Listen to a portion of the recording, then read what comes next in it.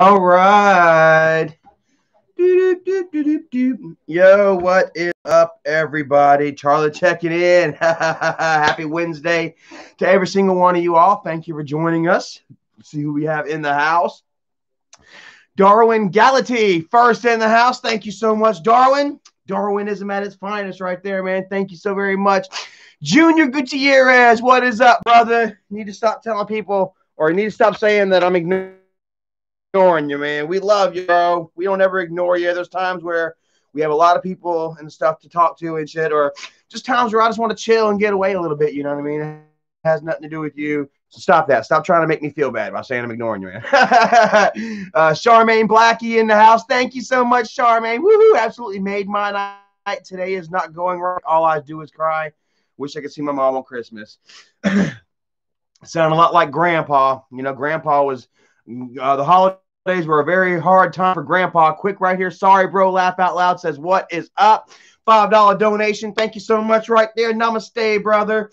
Really appreciate that. And that'll go towards maybe a little Christmas gift or something for Erica. It's Christmas, as it were. Hey, Connie Walpole in the house. Much love to you, Aunt Becky. Thank you for joining us. We love you. Always. Hopefully you're having a great day. And chin up.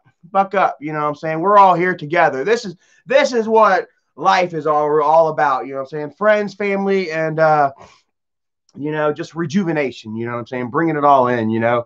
AKO 007, what is up? Sarah Love in the house. Thank you so much for joining us. Let's see here. Who else would we have? Sorry, guys. Ace Man, what is up? Okay, I recognize the name now. He says, oh, look, that is Grandpa. Another Grandpa plushie, huh? Look at you rolling, bro.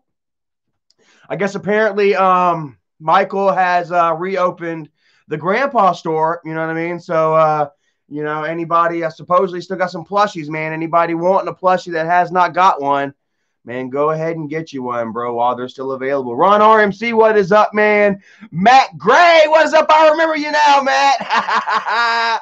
What's up? I'm sorry about that mix-up last time, man.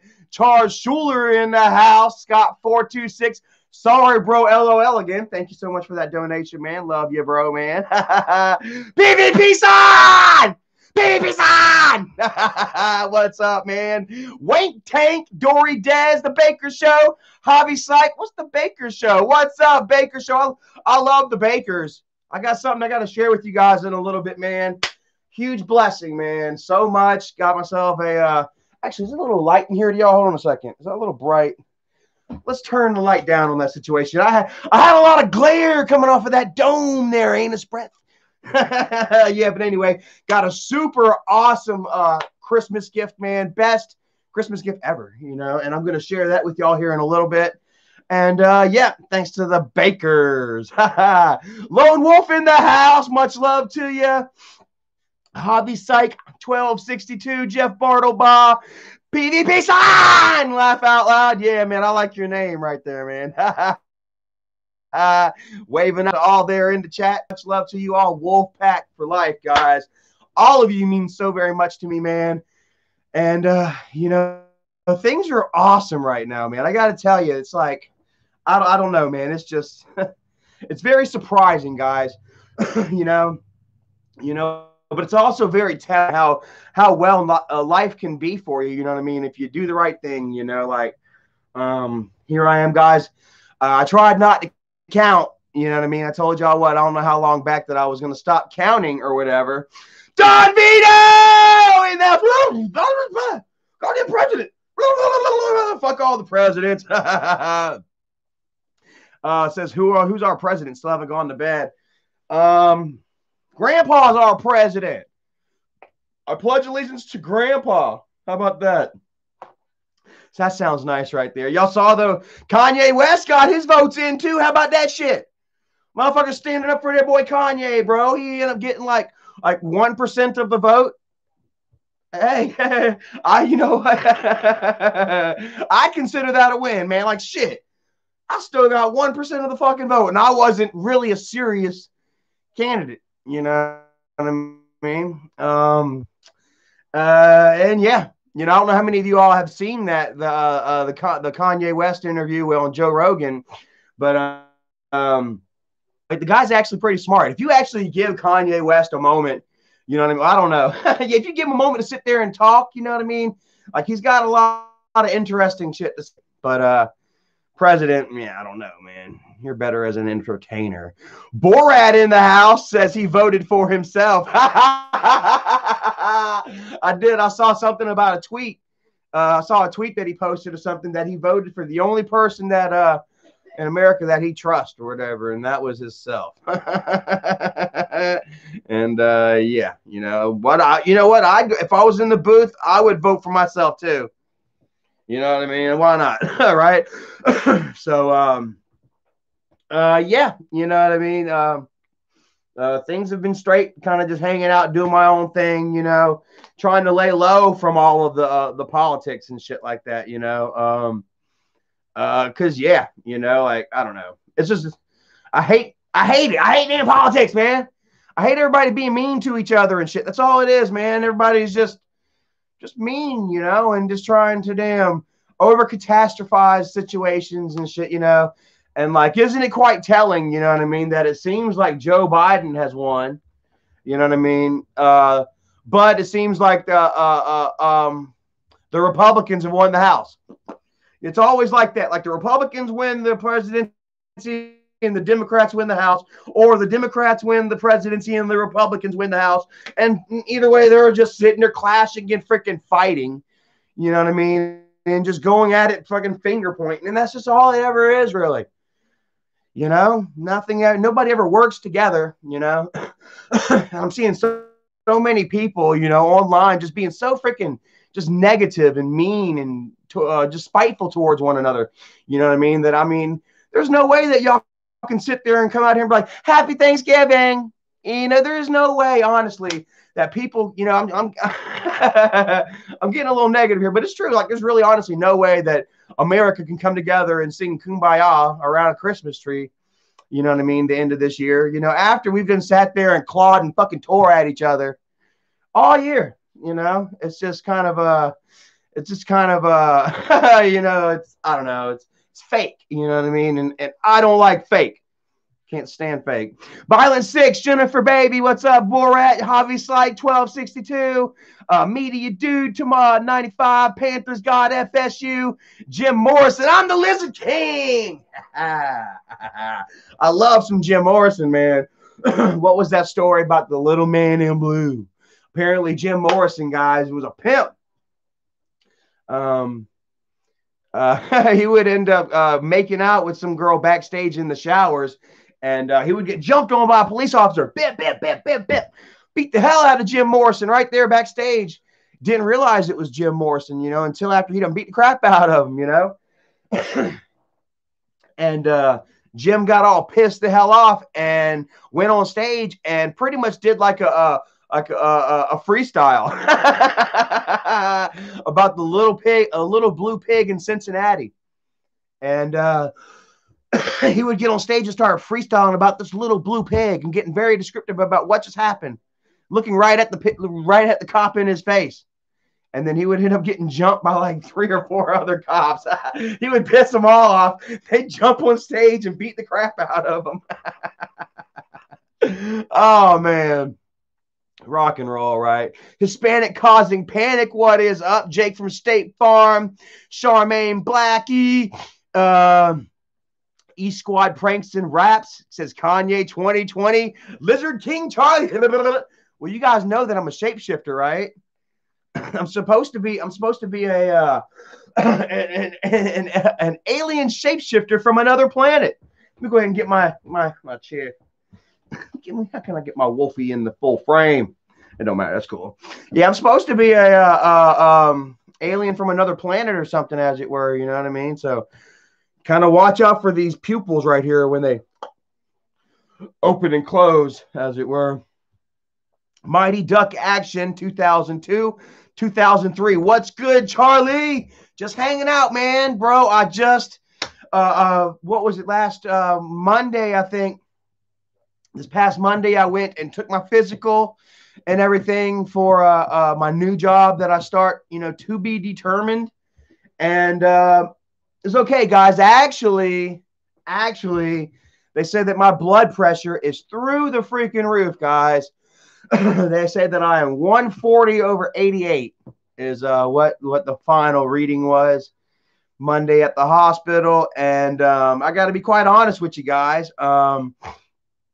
Stage 2 hypertension, I'm about 30 points away from hypertension crisis, I guess, as it were, And I don't know. I guess I've been kind of going through somewhat of a midlife, not a crisis as it were, but definitely, an awakening as it were. I'm really conscious to the fact of death and stuff. Erica's second aunt, or Erica's aunt, let's call her Erica Aunt Johnny.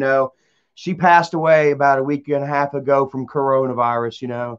And it kind of got to me, honestly, a little bit. Because a week before that, she was alive, and she wasn't well, but she was alive and well enough, to text on Facebook and stuff, and do all the prayers for me and everything, and hoping and wanting to stay alive, and then just no, a week later, gone, and that's all of us. Jordan, what's up, brother? Much love, prayers to you, brother. I seen you had put out a prayer chain going a couple of days ago. Sounded like you were going through some stuff in your life. Mike Ryan, what's happening, brother?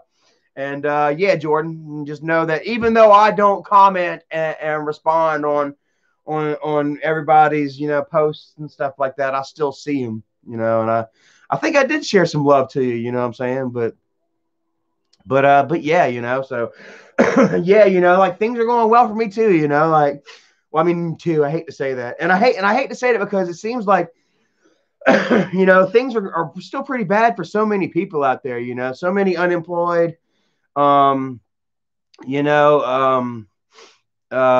benefits for anybody, the jobs market's looking bad. Everybody's at each other freaking throat and stuff.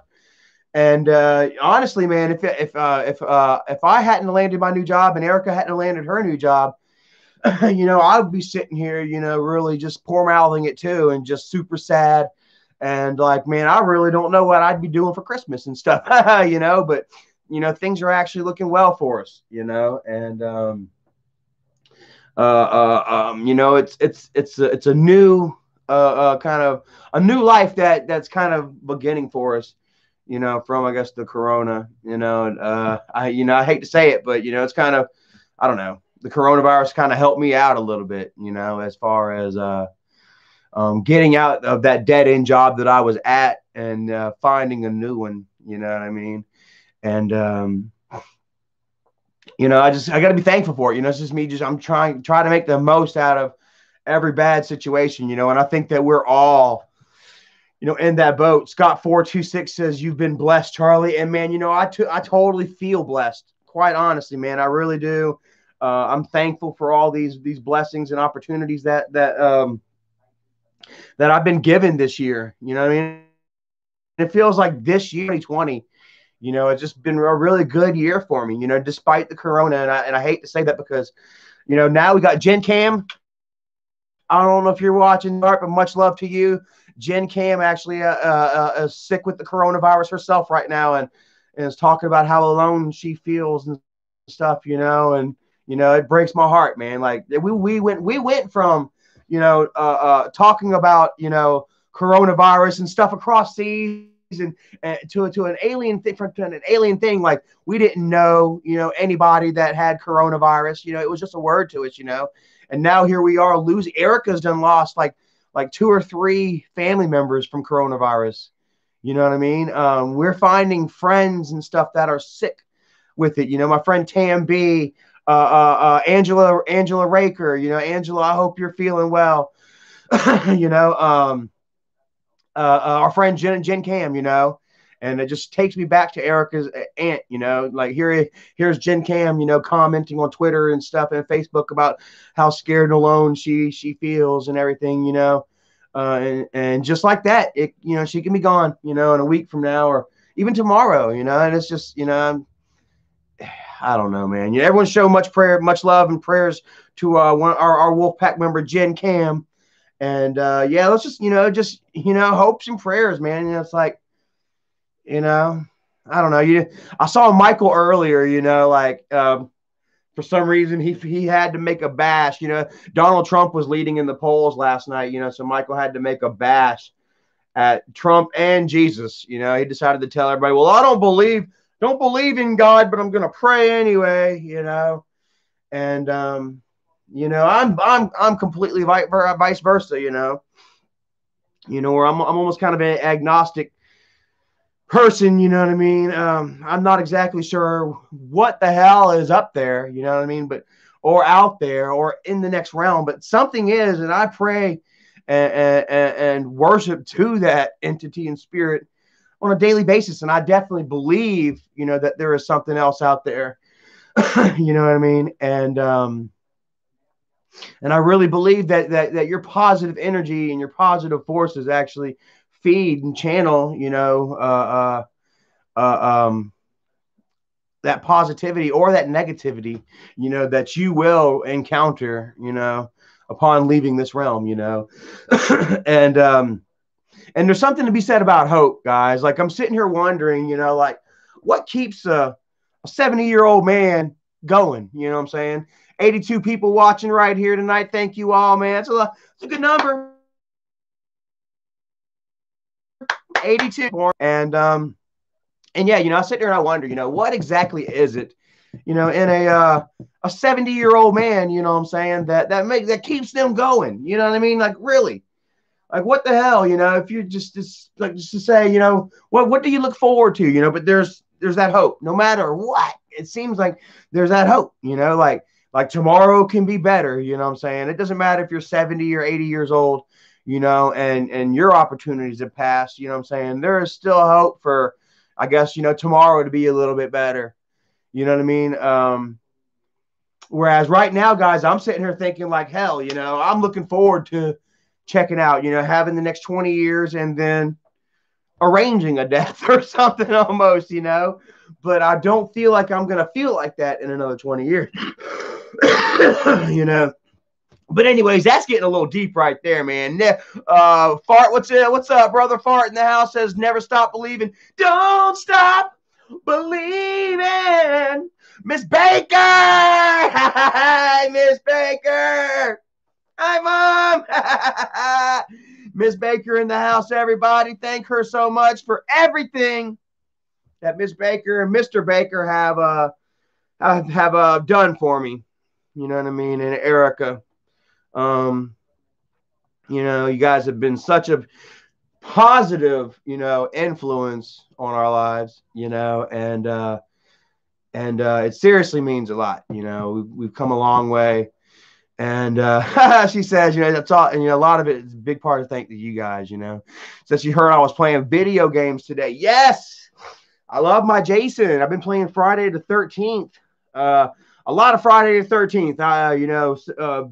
These last few months without a job, I've almost kind of developed a routine of movie and Jason kind of morning thing, and it's fun. It really raises the anxiety in a good way, and I'm gonna miss it, man, because damn, they are fixing to get rid of Friday the 13th. Well, they're getting rid of the servers. I like one of the main reasons I like playing GTA is or not. I'm sorry, not GTA. Friday the 13th is just the online lobbies. Quite frankly, meeting new people, and just hearing people get scared and stuff. It's a really good thing. And then after I die or whatever, I'll sit there and watch other people run around and stuff.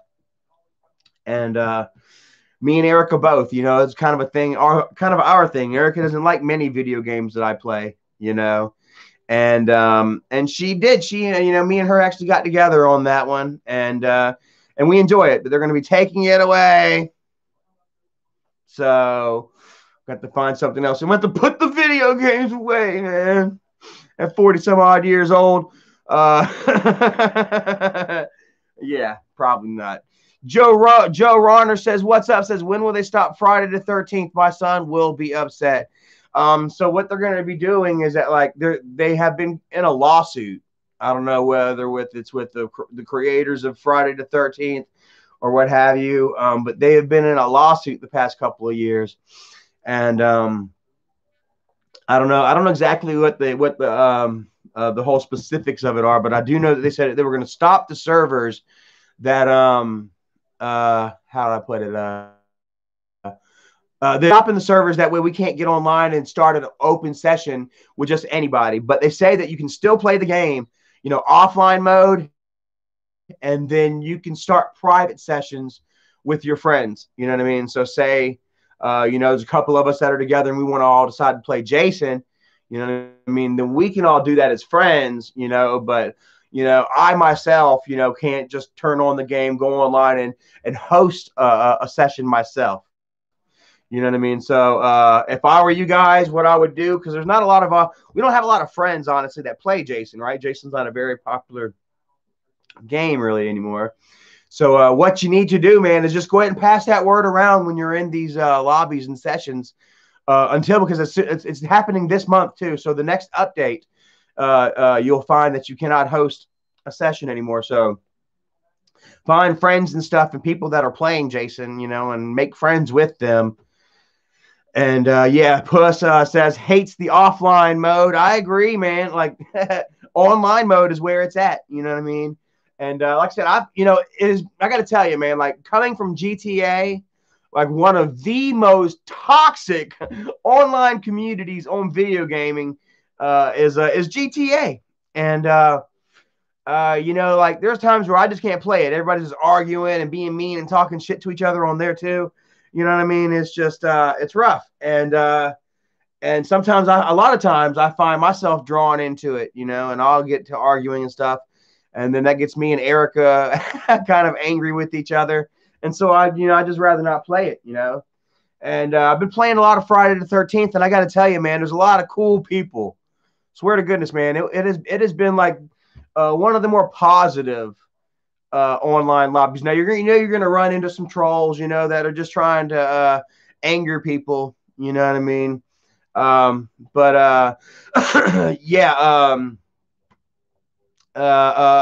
the most part, you find some really decent people, and it's gone. It's going to be gone. Excuse me. Give me 1 second. I got use the bathroom real quick.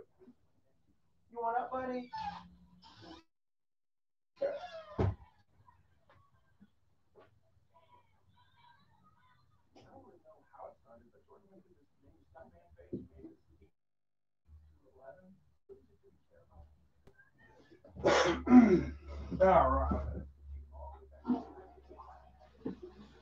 All right.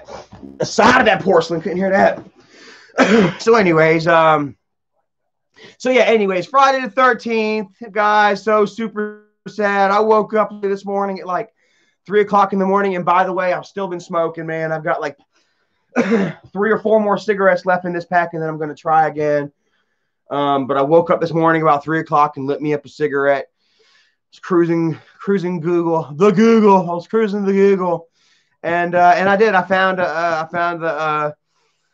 the headline about them getting rid of Friday the 13th, and it was sad, man. It made me sad. PvP sign. There you go.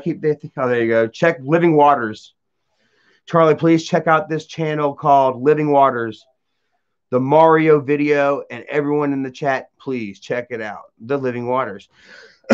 So, Jesse, much love to Belgium. How you doing, man? Thank you for joining us. Me and my mom, we are proud of you, bro. Thank you so very much, man. It definitely means a lot. I just, I feel I can say I've come a long way, man. Quite honestly, guys. It's just, I can see a difference, quite honestly, man. Like I say, I'm looking at 5 months, 1 week, and 5 days sober, guys. Woo! Like I say, I had stopped counting, as it were, or whatever. But I was still thinking, I was like, June 6th is when I started. So I was just like, okay, June, July, August, September, October, November 6th. November 6th would be 6 months, you know. But then like earlier this morning or whatever, I got kind of curious and I just happened to kind of, you know, peruse the calendar, and it said 152 days is what I come up with. And I took my calendar and I, you know, 7 divided by 152, 21, 21.5, you know. And I was like, wait, what the hell? And yeah, man, just like that, you know, here I am almost 5.5 months as opposed to 5, you know. And yeah, you know, it's really telling, guys. Like, quite honestly, man, whenever you put your mind to something, you know, and you just stick with it, guys, you know, and just cut them demons out of your life, quite honestly. And like, it is quite amazing, you know, how quickly my life has turned around. You know what I mean? Now we have put the footwork down. You know, we've laid the platform long. You know, me and Eric have been together almost 3 years now. Rebecca Swilling, thank you so very much. Says you're doing so good, Charlie. We're all proud of you. XOXO. Thank you, and I really appreciate it. You know, it means a lot to me. Stephanie Hopkins, I'm sorry. Quit talking junk like that. I'm not going to be taking people trying to make me feel bad. I'm sorry if you feel like you're being ignored. Yeah. What you want me to do? I'm sorry. I'm being mean. You know, I'm not trying to ignore you. I'm here trying to talk with everybody. You know what I mean? And yeah, you know what I mean? Y'all might just have to kind of talk amongst each other while. But see, like, you know, that's another thing. Like, I don't sit here and just read comment after comment, you know, and it's kind of going after, yeah. I like to just riff, you know what I mean? I see something and I go with it, you know what I mean? And sometimes I'll sit there and just watch the kind of the chat roll, you know. But I hate those people that just sit there and just read the chat. I read the chat and I give you yes and no questions. I'm not even looking at the camera. I'm just doing this number here. You know, that's not how I do things. You know, so I apologize if you feel left out. But Rebecca Swilling again, thank you so very much. You know, I love all of you guys coming forward and, you know, just telling me how, you know, how you feel, quite honestly, you know what I mean? And it means a lot. You know, it shows me that that people like my brother, you know what I mean? He doesn't have that control over my life anymore. You know what I mean? That public perception of me, man. It pissed me off. Or actually, it didn't really piss me off. Nothing he does pisses me off, really. You know. But it was kind of like, what the fuck? Like last night, you know, he's just been on this super, you know, the Biden train, just like a motherfucker, right? And like I said, last night he went. Trump was leading, and he's like, "Oh, I don't believe in God, but I'm going to pray." He's taking jabs and stuff because Trump was leading. And then today he tells all the Trump fans to grow the fuck up. Biden won. Grow the fuck up. You know what I mean? Continuously, you know, ostracizing his own fan base. Good for you, asshole. You know. But also last night in doing that, Big John in the house. What's up, Big John? But, you know, in doing that, you know what I'm saying, he would post something about how the Republicans, you know, how somebody said Hunter Biden is actually a decent guy, you know, and how that, you know, the Republicans and the politics have used his past addictions and demons against him. You know what I mean? To victimize or to villainize him, you know? And I'm like, isn't that what Michael does to me on a freaking weekly basis? You know what I mean? How many times do you see Michael come forward? Oh, Charlie's drinking again. Charlie's still drunk. Charlie's a drunken alcoholic. And he pays Isaac. How many bills, how many years has he paid Isaac? You know what I'm saying? To come online and say the same damn thing about me. You know what I mean? Charlie's drunk. Charlie's an alcoholic. Charlie's a pill popper. Bringing up all my past bullshit. You know what I mean? And trying to still manipulate my image, you know, upon their followers and their viewers, you know, in a negative light, using my addictions to villainize me. The same shit that they're sitting there casting stones at others for over the whole bullshit, you know, politics shit. You know what I mean? But he's been doing it to his own brother for 3 years now. And then I thought it was funny. Like somebody, they asked me, they were like, oh yeah, last night they were like, well, Charlie, you keep bringing up your brother. He hasn't talked about you in weeks. You know? How long ago was that video with me in the thumbnail? There was 2 videos in 2 weeks. You know what I'm saying? You know, it's just kind of crappy. You know what I mean?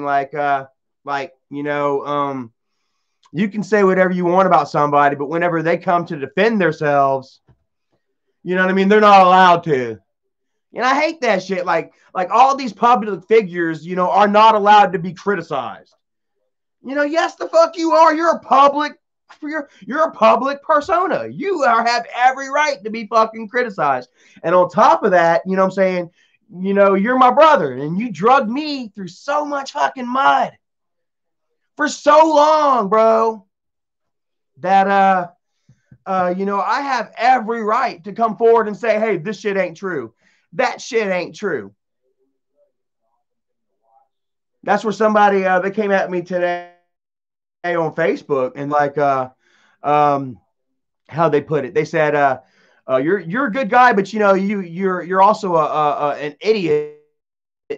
You know you can't deny the videos online. Yes, I can. Just because my sisters accused me of molestation, and just because Michael coached my nephew into saying that I gave them drugs and alcohol, and just because Bridget put a freaking bruise, a rub mark on her freaking face and said that I hit her, just because they said that shit doesn't mean that I have to agree to it. No. Yes, I was accused. No, I didn't do any of that shit. No, I didn't do any of that shit. And like I say, I think it's super funny also, you know, that they would sit there and talk about all these videos that are online that Michael has done privated. You know, he would demonize me and he would profit off of my, you know, slandering me and then privatize the videos. Dave25 says he's probably so triggered right now. It doesn't take much to trigger him. And I think it's super funny, you know what I'm saying? Like they're trying to get their subscribers and their followers to be like, Michael's not talking about you. You shouldn't talk about Michael. There's not too many of them, but they're still here. We're still here, Bo. We're watching, Charlie. You beat up Bridget. You need to admit it.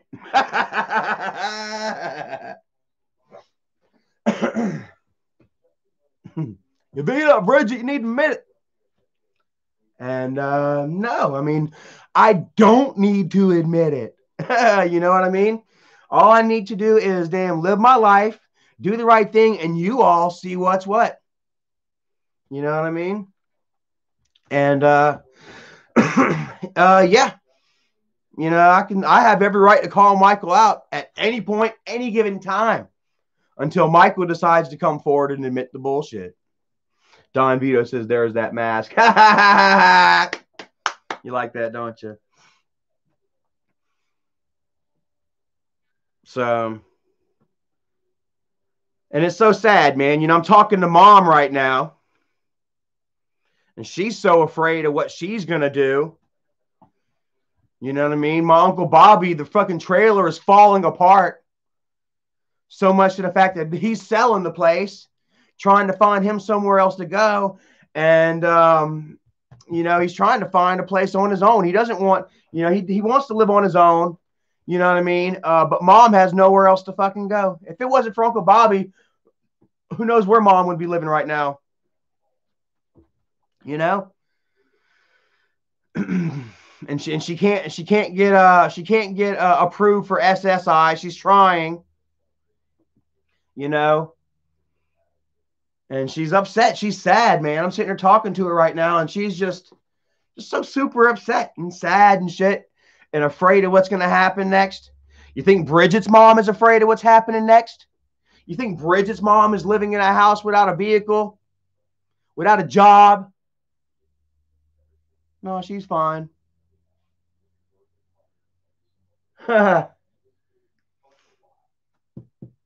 And mom's afraid. Mom can't even say nothing about it, man. She feels like they've done enough. You know what I mean? She feels like Michael's done enough, you know? And I mean, quite honestly, who's to say that she's wrong?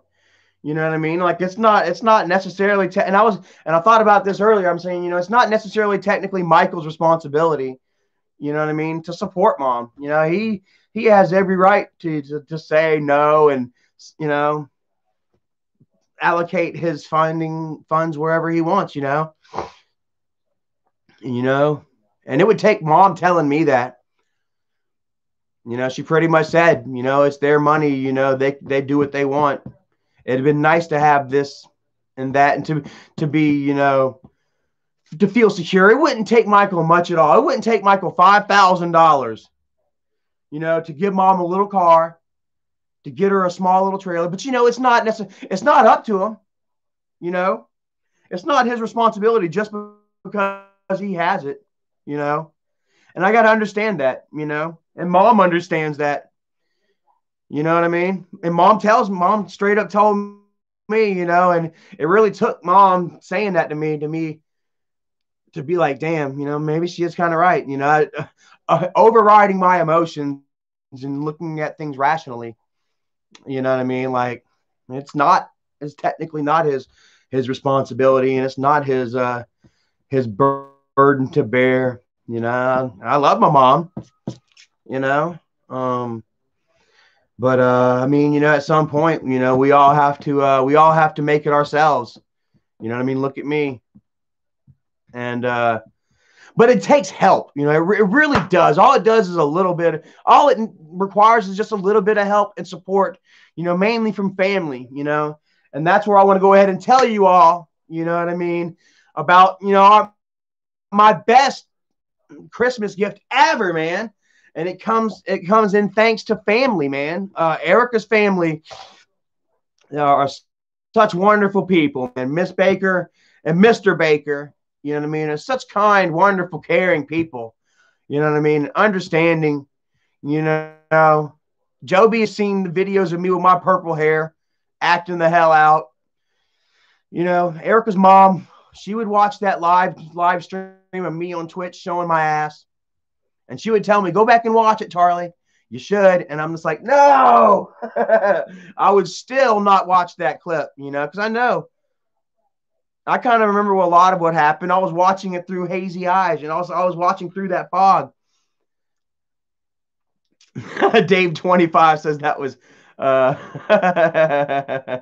was epic content. I mean, a lot of you guys, you've seen me derailed. Y'all have seen Charlie derailed, man. But I think it's got to be quite epic content to see me right that train, get the train back on the tracks and get it going again, as it were, right? Like, I mean, this is all real right here. This progress that you guys are seeing in me is 1,000% real. None of my downfalls was some choreographed bullshit. It was choreographed, but it was real. I wasn't in on it. You know what I mean? Well, I was in on it. I was gullible enough to, to fall for every trick in the book, But like you guys, this upbringing, this success story, and I don't want to say success because I'm not a success, you know what I'm saying? But it's definitely a reinvention, right here, and it's all real, And I want to thank, Mr. and Mrs. Baker, Sandy and Joby, man. Love you guys so much. I guess they got together one night and Joby was thinking, I don't know if maybe it was Erica. Me and Erica, we have ourselves new jobs, different sections of the state. Not too far, incredibly, but we've only got one vehicle, right, guys? We've got old Dusty out there. She's amazing for us. But with our new jobs and our schedules conflicting, it was going to be really hard for us to make it, dropping one off and taking, then going to the other, and then waiting for each other to get off work and shit like that.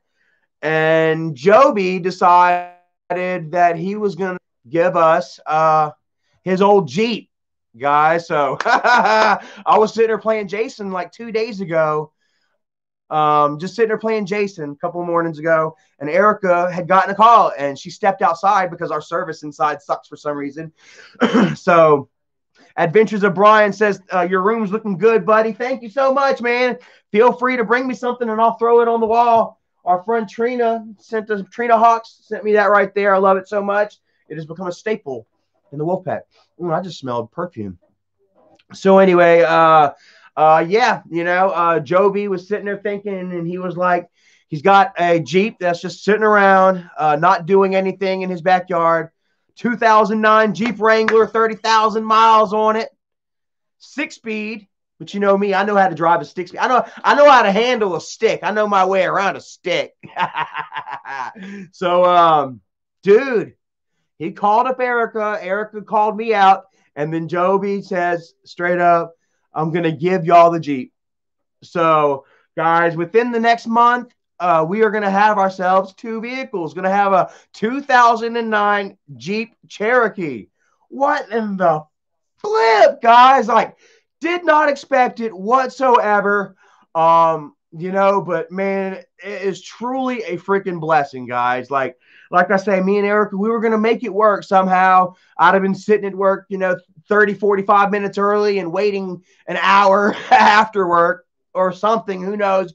We were going to make it work. And then I think Joby might have heard us talking about maybe wanting to get that Colorado, that truck, or I don't know, but all I do know is that it was a very unexpected blessing, and we are so super thankful for it, Joby. You are an amazing man, dude, and I'm happy and proud, you know what I mean, to have earned your trust. If not your trust, then you at least like me.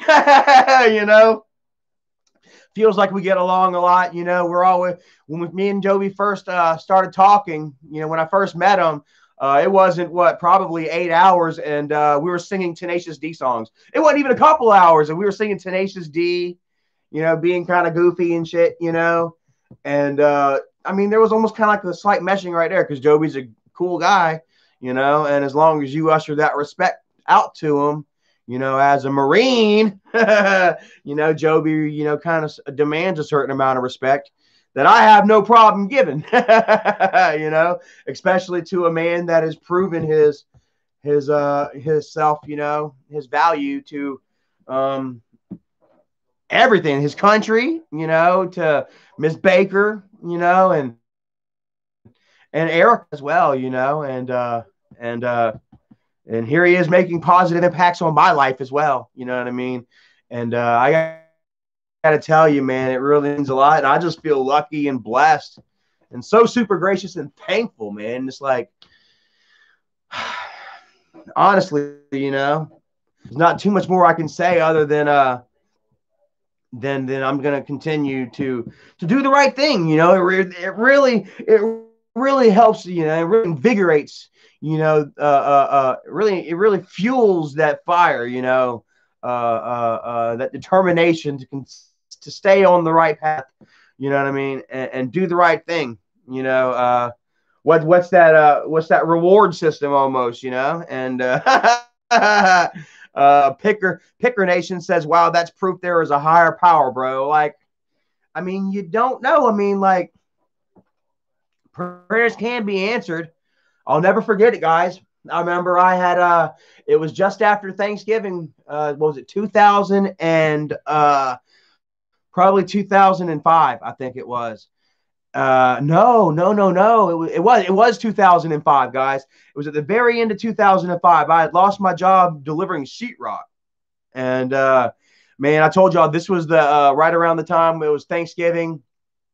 where I had gotten into it with Dad. I'm getting a dry throat. I'm about to have to grab me something to drink. But I would get into it with Dad. I would call his turkey dry, and then I would hide out in the room for like a week, eating up the garbage. Michael sneaking me turkey and shit, into his room, and basically doing everything I could to avoid apologizing, to my dad, and to avoid facing, my desperate situation, quite honestly, and we were all a bit in of a pickle at that time. We were all kind of depending on each other. Dad's I guess insurance or whatever, it wasn't doing as well. Insurance, not his disability. I don't know. Dad was still going out trying to sell sausages and bacon, egg, and cheese sandwiches and stuff to like I tell you guys, like Dad would get up in the morning for his little side hustle. At this point, Dad would get up in the morning and he'd make sausage biscuits, sausage sandwiches, bacon, egg, and cheese, all different sorts of breakfast meals and sandwiches and pastries and stuff. And he would take them to like the local construction crews, guys. There was so much construction going on in Somerville that people were actually making profits off of like food trucks out here, And so Dad jumped in on it, and Dad would actually make a few dollars, guys. Dad would start, busting in a little bit extra money, and then some other vendor would get jealous and report Dad to the city, and Dad would have to obtain a license to start selling it. It cost too much, So, anyways, like Dad was hustling. Jennifer's first husband, Josh, was living with us. He was hustling, and I was actually working with Josh at the time. Gina, thank you so much. Hey, you. Hey, Gina, how are you doing tonight? Thank you so much for joining and all the positivity. I remember there's a time where Miss Gina, was, a constant member of the Wolfpack. And I had just moved back to Columbia, and I was struggling with the alcohol then, and I was failing, and Gina was still there, and Gina's still here today. You know what I mean? And I want to, I'm super happy and thankful that I can show you the positive and sober Charlie here now. I can say that I'm sober and I'm trying and I can mean it. You know what I mean? And you're still with me, and that means a lot to me. Thank you very much. I will always be. Well, I'm going to do all I can to be the best Charlie that I can be for you guys, honestly. So, but yeah, Dad would, be very, I don't know. There was a cord of tension always with Dad, but at this point it was kind of, it was a little harder on him because we were staying in an actual house out in Somerville, and the rent was really high, and I didn't have a job. Michael didn't have a job. Jennifer, Kimberly was still living with us. She didn't have a job. All of us were living with Dad, and the only one that had a job was Josh, and Dad's unemployment or disability.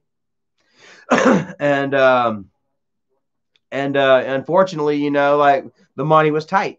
And guys, I had lost my job delivering sheetrock. By this point, I was working in the warehouse, and I had the flu, and I came to work with the flu and got sick and went to sleep on the job and got fired, man. I got fired for sleeping on the job. and I couldn't find anything else. And man, it was so super bad, man. Me and Dad were just at it, and like I really had to get out. I told y'all at one point, I went ahead and packed up my my book bag. I got all the change I could. I got me I had a Fossil watch, I packed up my Fossil watch, and I walked to the local to the nearest thrift store. I was going to pawn my Fossil watch for a taxi ride to my Uncle Bobby's. Uncle Bobby was always there to then bail out some damn body, whether he wanted to or not. He would still do it. And yeah, man, I walked to the pawn shop, and as soon as I get there, I noticed that the pawn shop had just shut down. The business was closed. There were people in there repairing it and shit. And as soon as I get there and see that the pawn shop is closed, it starts raining, guys. And I'm like, son of a bitch, what do I do? And there was a porta potty. The guys that were working on the pawn shop had a porta potty set outside for them. So, guys, there I am sitting in the fucking porta potty. the stanking ass porta potty too. It smelled so damn bad with everything that I owned that I could carry on my back. You know, wondering what the hell I'm gonna do next with this cheap ass fossil watch that I know is not gonna fetch the cab fare to get me to my Uncle Bobby's. You know, and I'm just sitting there in this stanking ass damn porta potty. You know, with just the rain beating down on. And I'm just like contemplating sleeping in this fucking porta potty, you know? And all because I wasn't ready to look within myself and realize, you know, and admit that I'm wrong, apologize to my father, and truly take the damn steps forward, roll my fucking sleeves up and try and find a fucking job, you know? And you know, and that's where I was. I got myself all the way. It brought me all the way down to being in a porta potty in the middle of a rainstorm. You know, for me to damn walk my ass back to dad's house, look my dad in the eye, and say, you know, I'm sorry. You know, and tell him that I'm scared. You know, I mean, then be honest and open. You know, and that was the thing, man. I was just so super scared, you know, and embarrassed. And Gina, thank you so much. Says Charlie has always had high energy. You may fall down, but you always get back up. Well, thank you so much. And I feel, you know, I mean, like you got to, man. You can either lay down and wallow in it, and that's what I was doing. Like this is an instance of that moment, you know, where I fell down and I was wallowing in it. Stephanie Hopkins, wow, much love to you. Namaste, right there. Yeah, it's all about just peace, man, you know, and part of that peace, you know, creating and developing that peace. 106 people here watching. Thank you all. I love you guys. We're going up a little bit. Love it. But a big part of that piece, you know, is looking within yourself and finding exactly what it is that is creating that hell, that torment, you know what I mean? And then facing it truly, you know what I mean? And that's what I had to do. I went back to dad and I apologized to him, you know, and I told him I'm scared, man. I need work. And dad, you know, there's no sugarcoating it. Like, yeah, you do, son. Yeah, I can do that. Jesse, check it out. He wants me to put that painting up right here where y'all guys can see it. Put Jesse's painting up here. How you like that, Jesse? Cool. But yeah, you know, so damn, then look at that. We got our faces up there. Ah, that's so cool. Right on the wall with Grandpa there with the grates. So, but now it looks like it's trying to focus on the faces. I got too many faces going on here. But yeah, so I would get with dad and I would straight up. I got a story here. This is talking, you know, leading up to something here. But you know, so I would go back to dad and I would apologize and I'd, you know, admit my fear, you know, and my embarrassment, you know, and the fact that, you know, I needed, you know, that, you know, I understood that I was in a very precarious position, you know, and you know, and that's where I prayed to the Lord, guys. Like, quite honestly, man, this is almost kind of miraculous right here, man. Me and dad would squash our beefs, you know what I mean? And dad would once again, you know, I love you, son, and I'm here to help you, you know, but you've got to help your fucking self. And that's one thing that dad always told me, you know, he's like, I'll meet you halfway, but only halfway. You know what I mean? You've got to meet me the rest of the way, Charlie. You know, that's one thing that I can be thankful for my dad for, you know, like dad never gave me anything. You know what I mean? We weren't in a position for dad to give me anything. You know what I mean? Up until I was at a point where I was already gone, you know, providing for myself, you know. But dad did instill that in me, that work ethic, you know, that drive, you know, and he would tell me, he's like, oh, you know, I'll help you, but you got to help. You got to meet me halfway, you know. And so, yeah, so me and dad were back on good terms again, you know. That proverbial storm cloud had lifted a little bit. And I prayed to God that night, guys. I swear to God, man. I laid down and I had a serious heart to heart with the Lord, man. I was like, God, you know, I'm in the toughest position that I've ever been in. You know, I need your help. You know, I need your love. You know, and I need something, you know, to hope and to build on. You know, to have that hope for the future. And guys, I said this with Every ounce. Roy, what is up? Roy's in the house. Thank you so much for joining me, brother. We love you, Roy. And yeah, I really opened up my heart truly. You know what I mean? And I laid it all out there, man. I threw myself upon the throne, upon the pyre, truly risked out, and asked for help. And I swear to goodness, man, the very next day, I woke up and I sat there looking in the paper or monster.com. This is early internet days, online applications and stuff. Very early for that. And yeah, that afternoon I went and picked up my brother-in-law. Jennifer was married to Josh still at the time, and he was still working at the place where I had just got shit canned from. And dad told me go pick up Josh, use my mom's car and go pick up Josh and shit. And while I was there waiting for him to get off work, one of my former bosses would tell me that his wife, actually needed help at the paint store that she was working at. And man, don't you know, I got on at this paint store and I worked there almost 9 years straight, guys. Just like that, man. The very next day, not even 12 hours after, I poured my heart and soul out, and I begged and I seriously asked for help. I looked to whatever force there was above or beyond, and I asked for help truly. And I meant it, you know. And man, I'm telling you, it happened just like that, guys. I mean, it really feels like that prayer had been answered, man.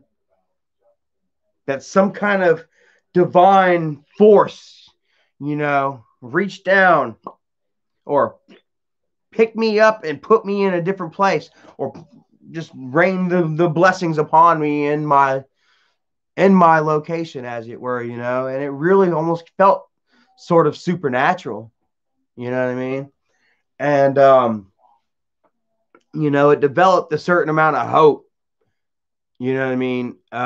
That we all need in our lives to continue to move forward. You know what I mean? A man without hope, a man without vision is just a man stuck in his own rut. You know what I mean? And, there is no future in that, guys. Just imagine if y'all saw, how many, like, I had over 2,500 people watching the night of my meltdown, whenever I was staying over there in the Auto Hotel or whatever. No, the Night's Inn. Was it the Night's Inn that I was at? Or I can't remember. The last night of my meltdown before Erica would come and rescue me. I had over 2,500 people watching my meltdown. You know what I mean? Watching, perhaps one of the lowest points in Charlie's life, in my life, guys. I'm not going to talk about me in the third person here, you know?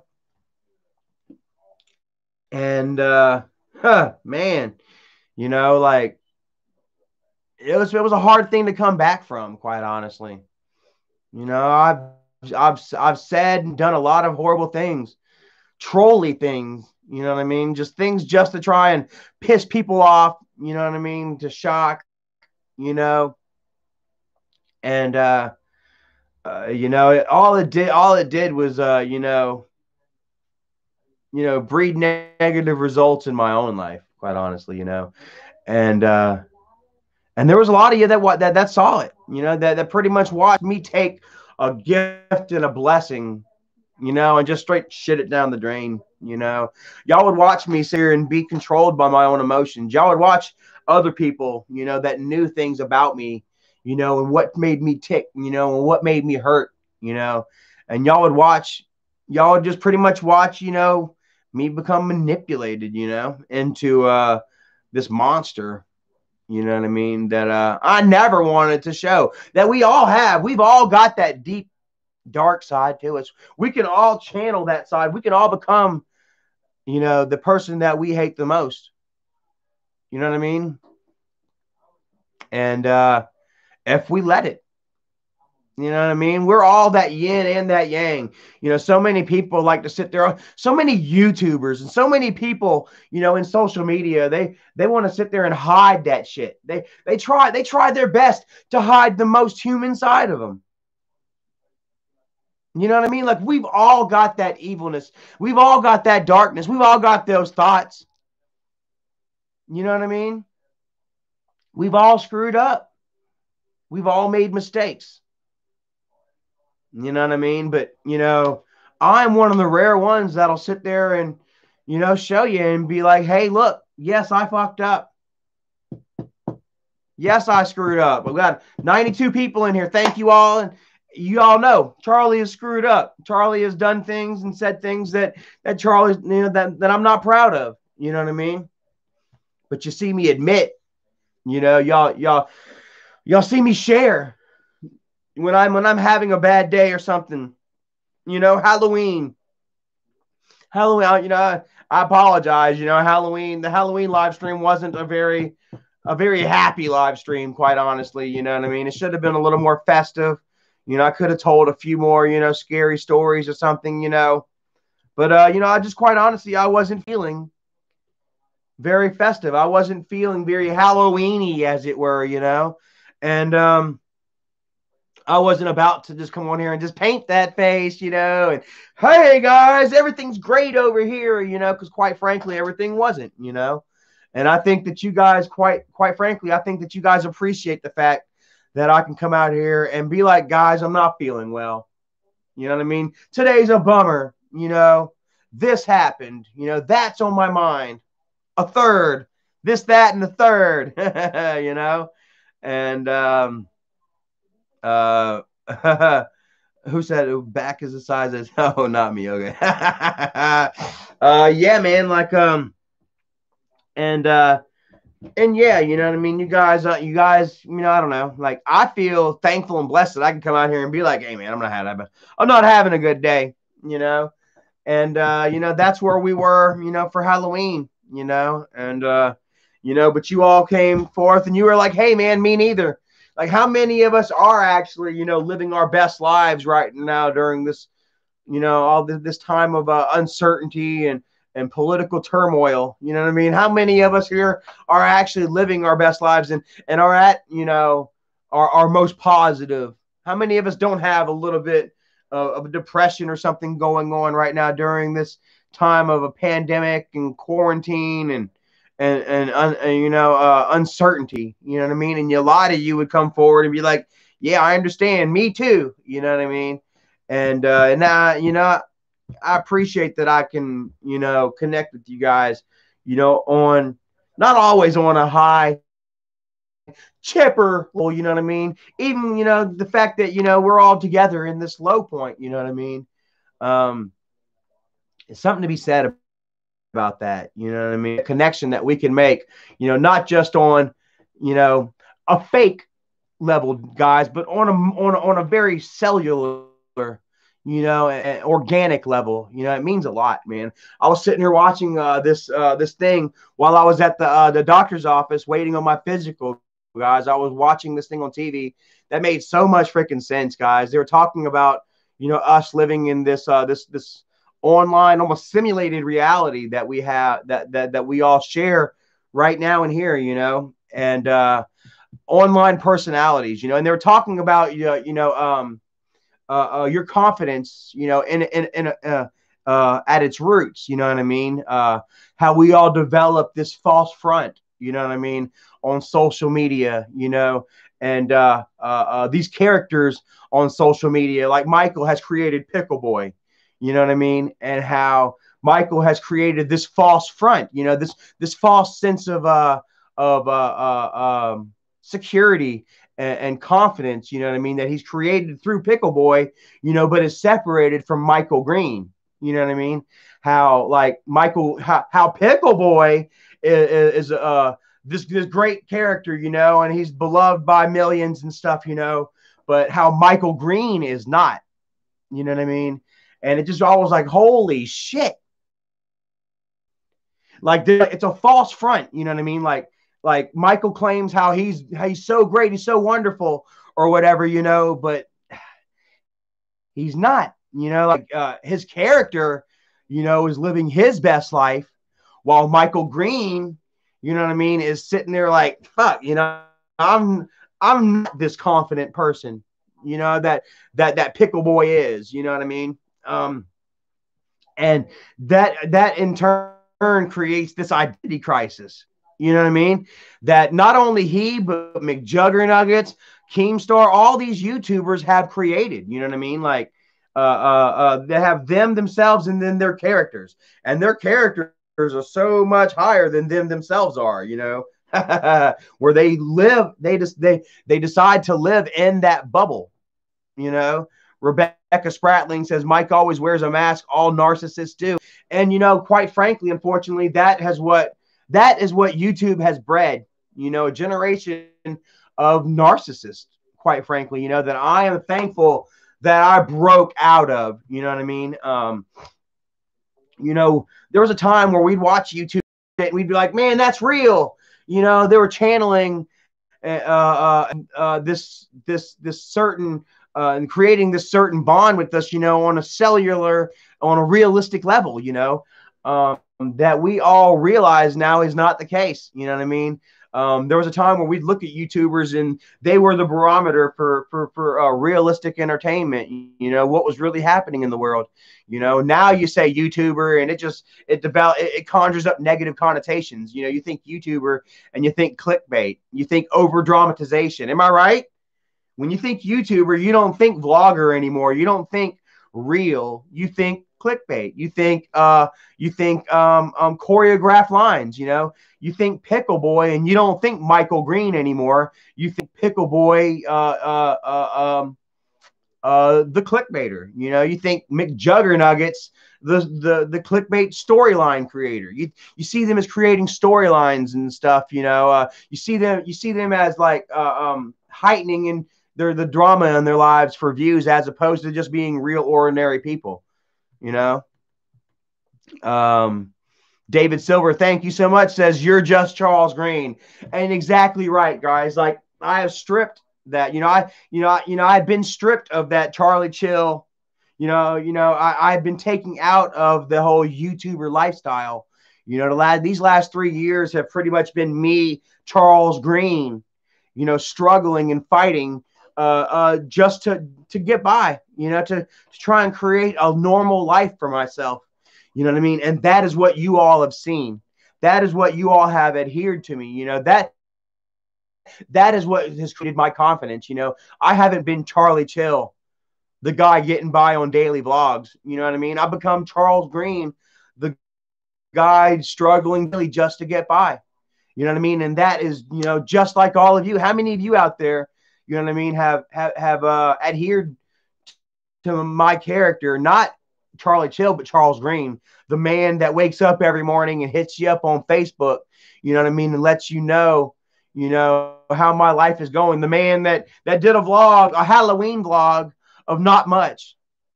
You know what I mean? The man that lost his wallet on Halloween. And that was damn near what I did for Halloween. Got dressed up and lost my wallet, and I put it out there for you still, and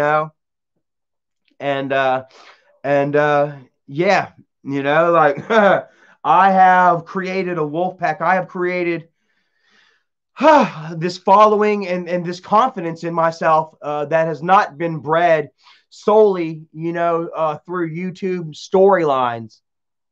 You know what I mean? Like, you guys have been following this journey of mine that has been a very real journey. You know what I mean? And I don't have to sit there and sit there and struggle with the thought in my mind that this new feeling, this wonderful, confidence that I've created for myself, is a front, is not bred off of, YouTube.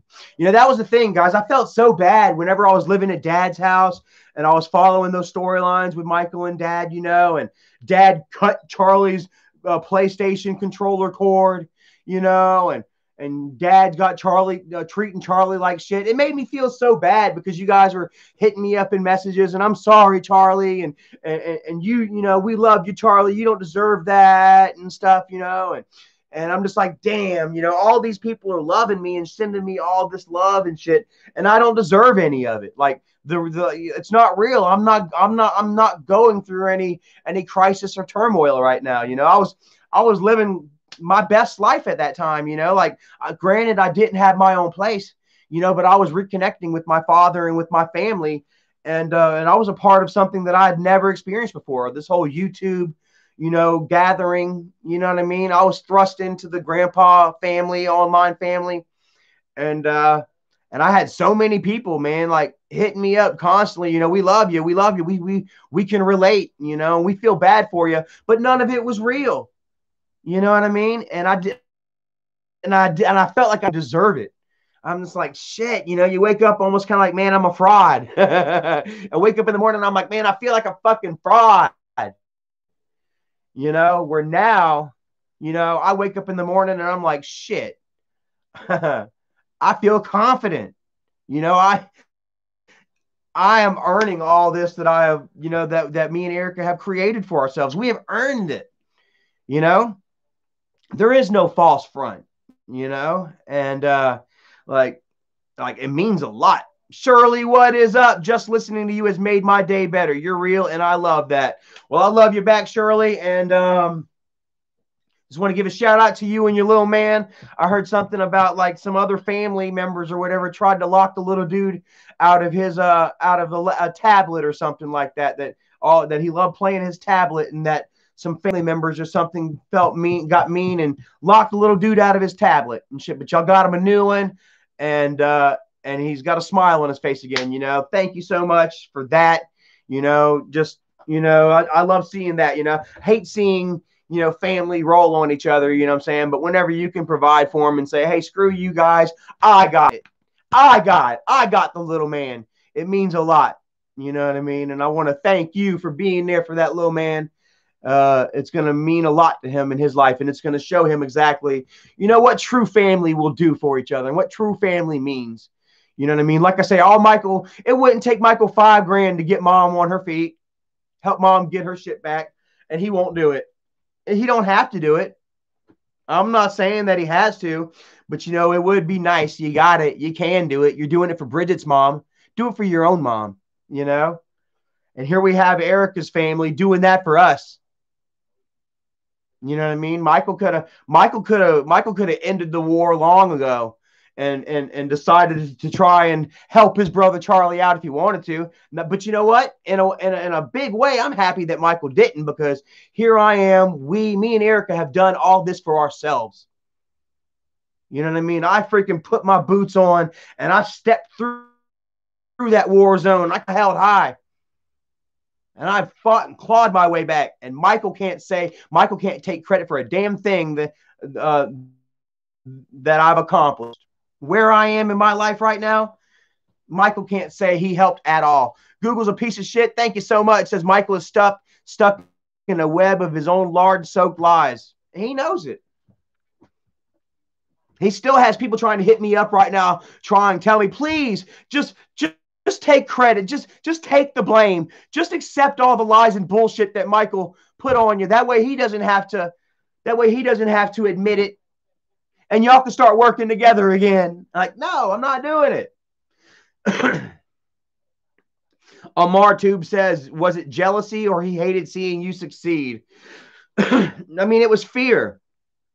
Fear of losing his own shit, because, my volatile personality, and I was getting drunk, and I know so much bullshit about the family. I've got, shit on Michael. I know all the inner workings, everything that's going on right now. Michael was afraid of me doing, you know what I mean? So he did his best to try and discredit me. You know what I mean? That's what it was all about, was, trying to discredit me, and unfortunately it didn't work. Like Michael would have to break out and of his own character so much to try and discredit me and lie so freaking much, you know what I mean, that 3 years later it's toppling in on himself, And yeah, like I say, I can be thankful for the fact that Michael has done nothing to help me whatsoever. That where I am in my life right now, if anything, You know, he made it worse. Michael made it harder on me. Right? I mean, he's been paying Isaac the past 3 years to troll me to death. You know what I mean? To try and make sure that, you know what I mean, that they got me fired from my very first job that I started. When I got here to North Carolina, they would find out where I was working. They would blast it everywhere, all over people's live streams and shit, and I would get fired. They would try and get Erica fired from her long-time job, and it was all Michael. Michael would contact Erica and try and sway her his way. You know what I'm saying? I don't think about Charlie in my sleep, but he's hitting up Erica trying to get her to leave me. Brown Dog, thank you so very much. Says, hi, Charlie. Good to see you. Good to see you too, man. Thank you all for joining. 101 people here. 101 Dalmatians. Ow! You guys are all rocking. And he would try and get Erica to leave me when Erica was like, no, screw you guys. Well, then he would have Isaac go live calling Erica's work trying to get her fired.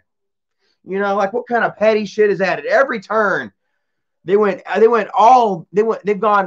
the extra mile to try and destroy Charlie, and it's not worked. Here we are 3 years later, guys, and I feel stronger than ever, thanks to Michael. So I can say thank you, Michael, for making it harder on me, for making me stronger, making me a stronger man.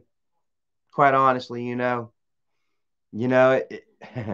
I have walked through fire.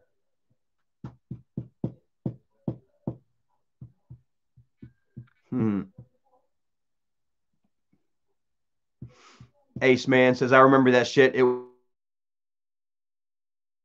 was ridiculous. Every time he turned around, it was something different. Charlie raped his sisters. Charlie gave his nephew drugs and alcohol. Charlie beat his father. Charlie was sleeping with underage girls. Oh, what else? Charlie beat his own daughter. Oh my God, dude! Every day, Charlie's gay. Charlie's got warrants. Every day it was something new. Rachel Lynn says, I wish he can just let it go and be proud of you. I wish Michael could too, because he's fighting a losing battle. Like, Michael tries every day to make everyone think that Charlie's still drinking, that Charlie's a bad guy. And all it's doing is making him look bad. He's the one that can't just fucking face the facts that I'm doing well. And what kind of person does that make him? What kind of person is that? If you can't sit there and honestly look at, you're a family member of yours. You can't sit back and look at everything good that they're doing. You can't honestly be like, okay, yeah, they're doing well. They've gotten off the drugs and alcohol, and I'm proud of them. Like, what kind of person actually feels spiteful watching somebody, family member, anybody, kick the drugs and alcohol and kick those demons?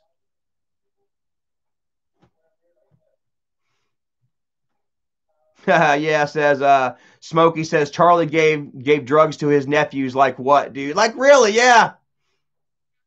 He said, like, he probably told them to say to the camera that he gave me drugs. Like, come on, how many times have I heard people say, yeah, that looked like Michael looked like he damn coached those boys into saying that?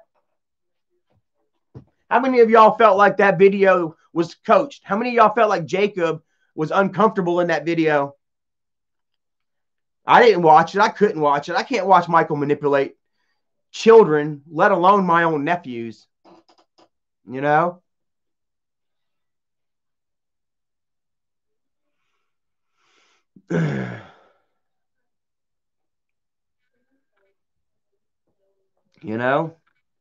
Smokey says they made it real, so congrats to them for the show or drama.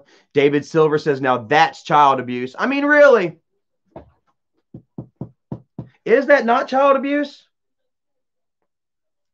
Manipulating your own nephew into damn lying and talking shit about his uncle on videos to put it on YouTube, put it on the internet. Shirley says definitely was coached. Ace Man says you could tell they were coached. Your nephew hesitated.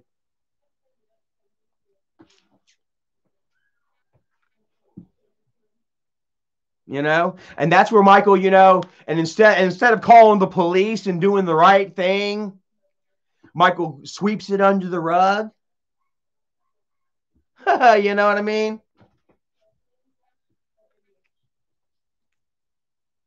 He doesn't call the police and get Charlie in trouble and arrested for giving giving his nephew drugs and alcohol, even though they got proof.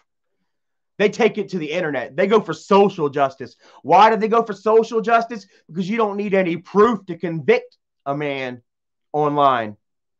All you've got to do is sit there and say it, and you'll have fucking people following you if you're influential enough. And that's what Michael did.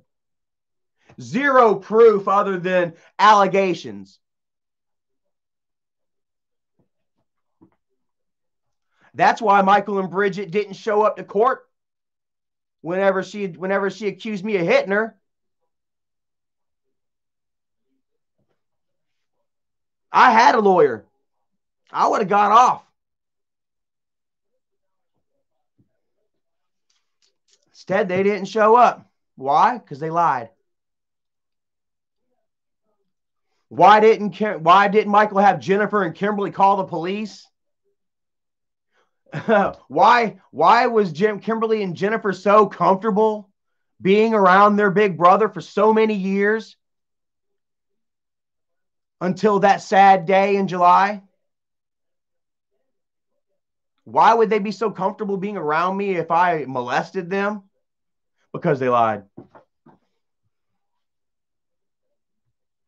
Smokey says because they knew they were bullshitting the whole time.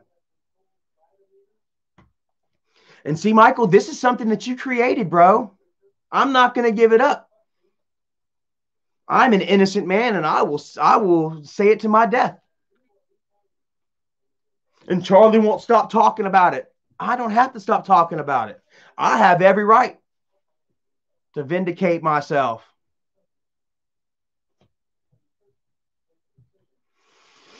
Lone Wolf says, your own family, bro. I feel bad.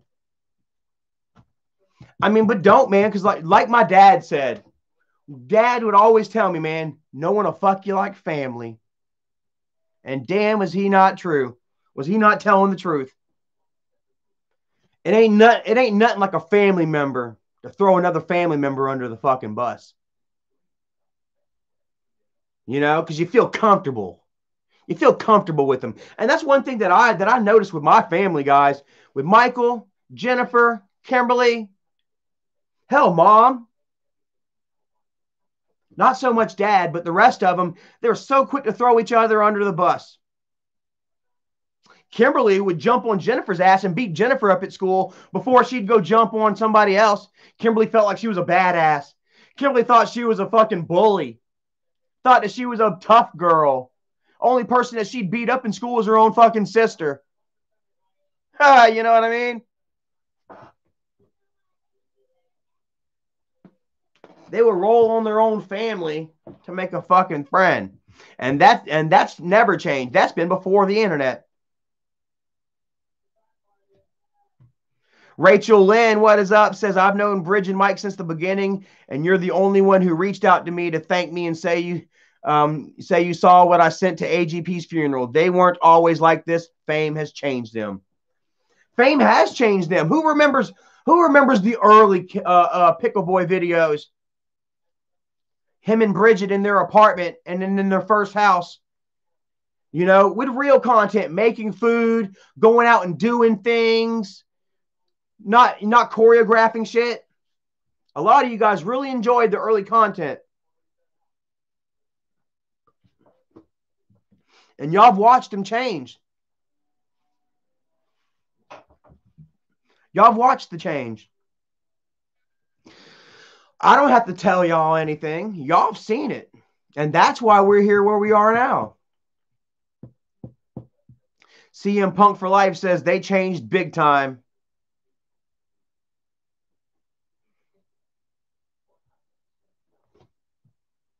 David Silver says, "Sorry, but if you were so violent, why would they allow me to live with their elderly father?" Yeah. If I raped Jennifer, why would she invite me to her house to raise her kids twice? Hmm? Why would damn me and Kimberly all buddy up?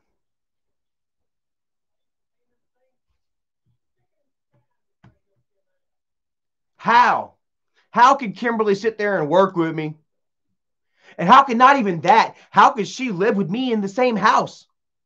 For how many years? If I had forcibly held her down and let my friends rape her, you know how physically and mentally scarring that would be? Don't you think if damn Kimberly got held down and freaking raped, that she wouldn't have been taken to the fucking hospital? That she wouldn't have been physically damaged so much to the point where she would have had to go to the hospital and got checked out, and they would have known that she had been raped. And then they would have launched an inquiry.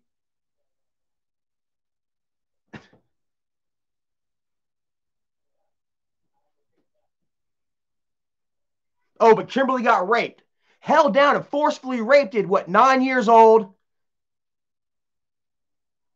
physically damaged, mentally and physically damaged, but didn't say nothing to dad and mom. Was able to hide her damaged vagina. Don't they say whenever you penetrate, you're first penetrated, there's a hymen that breaks and you're bleeding and shit?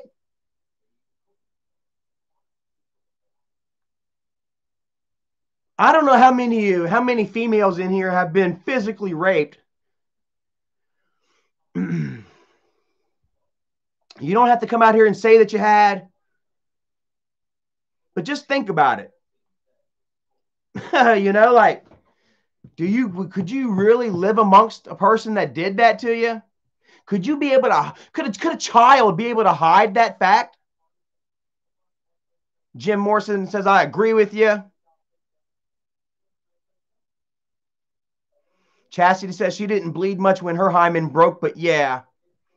Is that something that you'd be able to physically hide, the scars and the trauma, the emotional scarring and trauma that you're living with? Could you really be able to hide that as a child? Being forced to live with your tormentor the way Kimberly was forced to live with her tormentor, me, for the next 10 years? Lone Wolf says, no, not as a kid.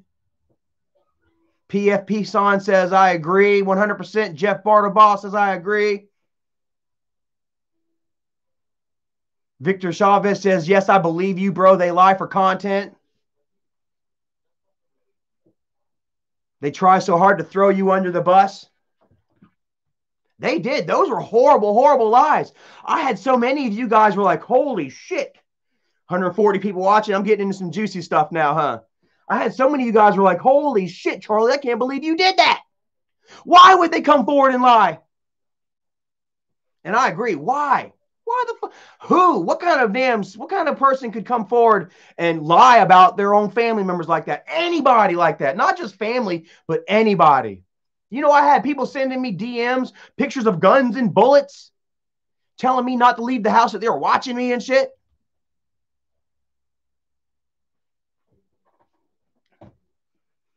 David Silver says, why did Michael conveniently record the admission when the drama happened with you? Yeah. Why did all this shit not come out before that crazy day in July when I would screw around and damn bring out some family info? Ace Man says, Charlie, during the last 10 streams, you have had more viewers than Isaac has on a regular. His views are plummeting. That's because they're trying not to talk about Charlie. You see what happens when they don't talk about Charlie? Splat. And I'm loving it. Like, they're trying to flip it now. We don't talk about Charlie. Look at the videos. Little Nut says Isaac is a fat bum. Smokey says, why did Mike even film the whole situation when it could have been private? Oh, right, because it was for views. It was for views and it was for damages. Michael wanted to damage me. Michael sat back and he had me come out and they confronted me and he recorded it in his pocket 6 months before he would come public with it. I told you guys, it was right around JC or Jacob's birthday. Kimberly came down to visit. When's Jacob's birthday? In April? I would leave Dad's house in October or something like that. There was a timeline. And Michael would record it and he would sit on it until he felt convenient. He felt it was convenient to use it. David Silver says, sorry, I'm so heated. I was a victim of child molestation. It never left my mind. If I thought you were guilty, I would want you locked up. But damn, doing it for views. So I'm telling you, they didn't go to the police and do it right. They decided to do social media. Didn't you, Michael? Because you had no freaking proof to damn have me convicted over some damn bullshit petty lies. Let me take another leak real quick, guys. Y'all talk amongst each other about false accusations.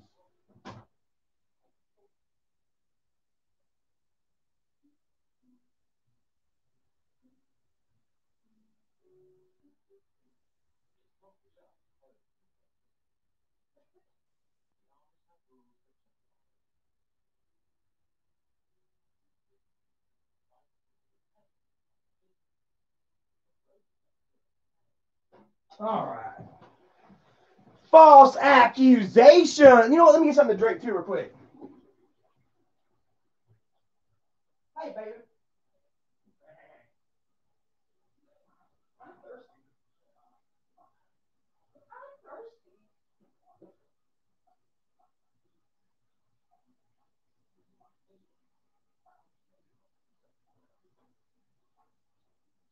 Right.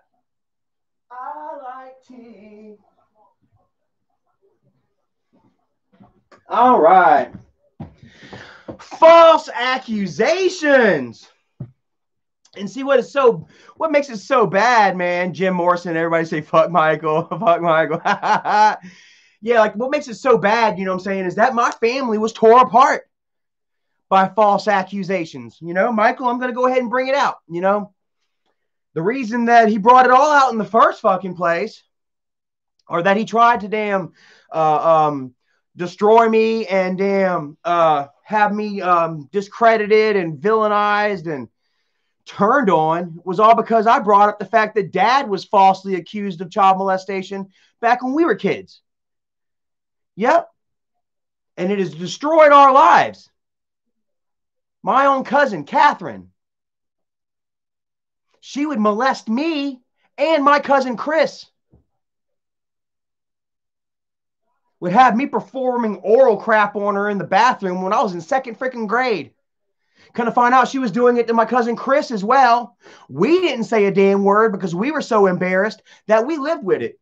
Even after she turned around and falsely accused my father and his father, two uncles. My cousin would come forward and accuse of molesting her, only to find out that she had molested me and my cousin Chris. I didn't say a word about it until damn when my mama died. I was in prison. And then the whole family came together to see my mama off, you know, for her funeral. And then all there would be a war going on, you know, between my cousin Chris and my cousin Catherine, because I would try to get along with my cousin, but he never did. And he was so pissed off at her, you know, falsely accusing his father, you know, that he decided to say, hey, you want to talk about rape? We'll talk about rape. And then come to find out, I never even knew it. He didn't know that I had been raped, and I didn't know that he had been raped until he came forward. And I was like, holy shit, me too. Come to find out, she had raped both of us and turned around and blamed her uncles of raping her. Such bullshit. Next thing you know, we had to split our whole families up. My cousin and them had to move to New York, and then me and my family had to move to Columbia. And we had such a tight family relationship. My cousin would ruin it all with those false accusations. And then fast forward 20 years later, and I've got both of my sisters doing the same fucking thing to me. How's it feel, Kimberly? How's it feel, Jennifer? To know you're no better than Catherine. You see what Catherine did to Dad? Dad had to uproot the whole family, man. We ended up being the poorest and the worst off that we had ever been in our lives. All because of a false accusation that ruined our family. And here they go doing the same damn thing.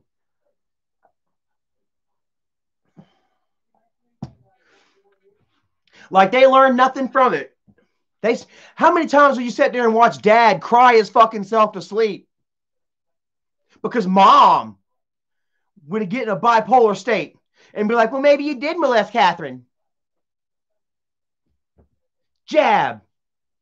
Right in Dad's heart.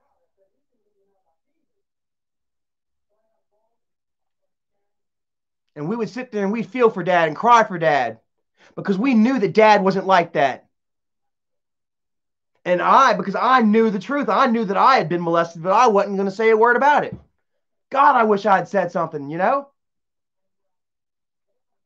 Maybe if I'd said something back then, after it happened, maybe she wouldn't have had the opportunity to accuse my dad and my uncle of it, you know? But I can't sit there and blame my damn self. Metalhead 2020, what's up, brother? Marcus McGarvey says lies are so destructive, especially from family. Especially from family, because like how many of you actually believed Michael? How many of you actually believed Jennifer and Kimberly just off the sole basis that they were family? 141 people here watching. How many of y'all actually believed, first off, that Michael and them were telling the truth? Just because they were family. You're like, what kind of family would lie about something like that?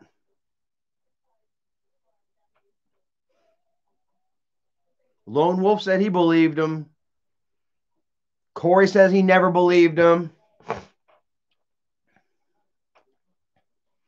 A says he kind of believed Destruct. You know, so many. I mean, because like, you know, Michael's credibility was so freaking high. You know, like, you know, he could have done nothing wrong.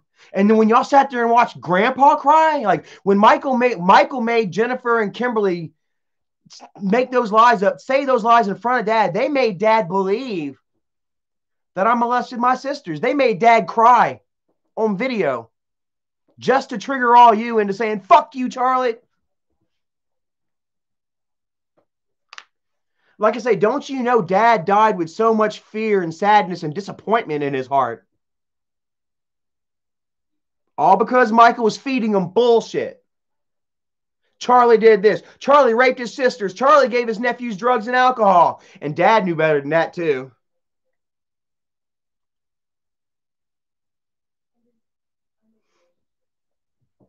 So Grandpa died in such a state of sadness because of Michael.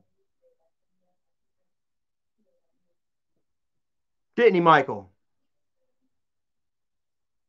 Y'all know the truth. Dad knows the truth now. Michael, you may not believe in God. You may not believe in an afterlife.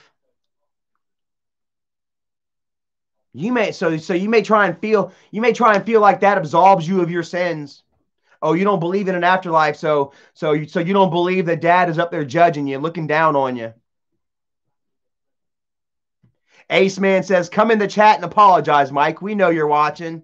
Yeah, come on in and apologize, Mike. That's all you got to do. Apologize. Come in, apologize, reach out to me. And we can handle this like family, like adults, like brothers. Reach out. Try to create some content. Or not, that's not even this is just natural content right here. Everybody is so involved and interested and invested in all this right here, you know what I'm saying, that it's going to naturally breed content. Don't you know? If you just came forward and we just did a video with a sit down, don't you know that'd be 1 million views right there? We'd be able to fix our relationship and I'd save your damn YouTube channel. I would save your YouTube channel. How many of you guys believe that I would save Michael's YouTube channel? You don't? You think his channel's done for regardless? Tan May says he thinks so. Jeff Bartle, bro, says he doesn't believe in God, but let's pray for Jennifer, fucking hypocrite. Yeah,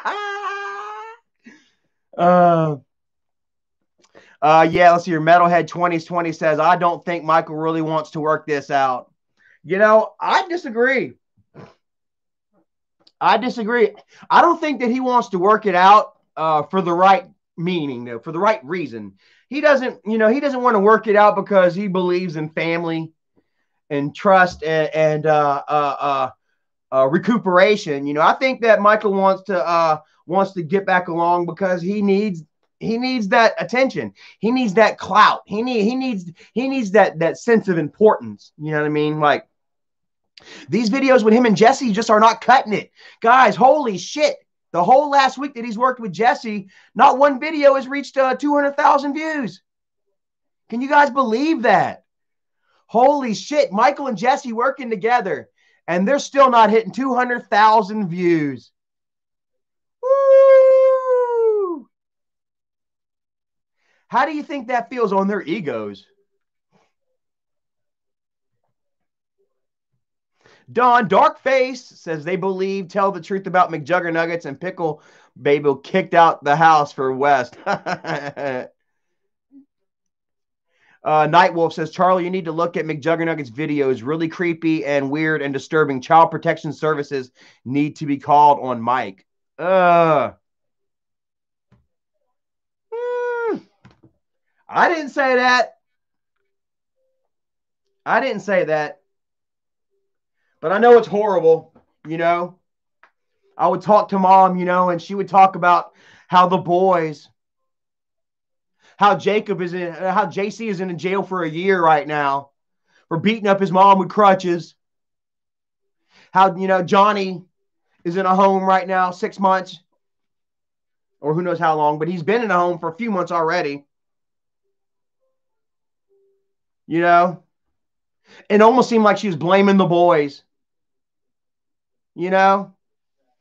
And it's so sad, you know, it's so fucked up. Like Michael has all these advantages. Michael, the millionaire, Michael that can do anything he wants, except take care of his family properly, except make sure that these boys stay out of fucking trouble. And now, granted, Michael's not their father, but he was their custodian. And not only that, bro, he had every opportunity to send these boys to summer camp, send these kids to baseball camp. Help them, you know, give them a leg up in life. Instead, it seems like every fucking body in Michael's circle is doing bad except for him. He's got Jennifer living in his house. 2 nephews are in freaking foster home. JC's in jail. Johnny's in freaking damn a mental home right now. My mom is fucking living with her brother. The only people that are doing well are the ones away from him. Kimberly is up in New York living on her own. I'm here in damn North Carolina living on my own. The only ones in the family that are doing okay are the ones that aren't near Michael. Yet Michael says he does everything for family. What do you guys think?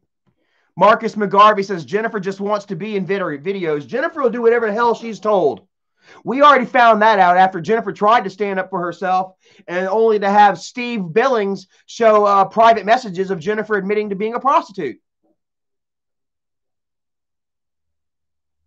And then Isaac would go live calling Jennifer a prostitute. And so Jennifer would shut the hell up, didn't she? Who remembers that?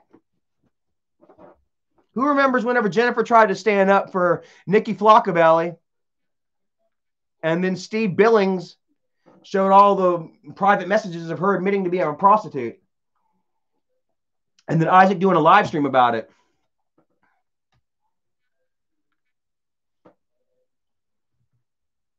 Jeff Bartleby says she caught herself on fire for it.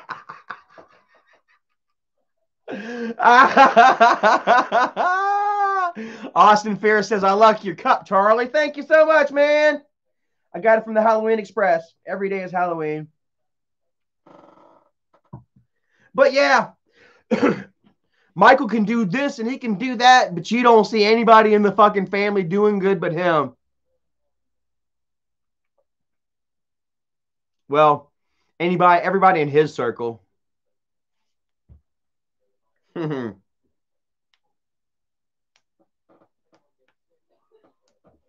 Because I got high says, I kind of feels like you only talk about Michael and Fat Boy. You need to let it go so you can move forward.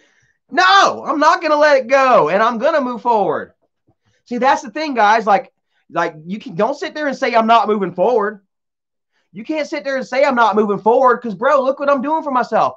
Got me a wonderful job that I'm about to start. I've gone so many places, checked out so many waterfalls. Me and Erica has been to so many band races. I have been living my life and enjoying it to the fullest.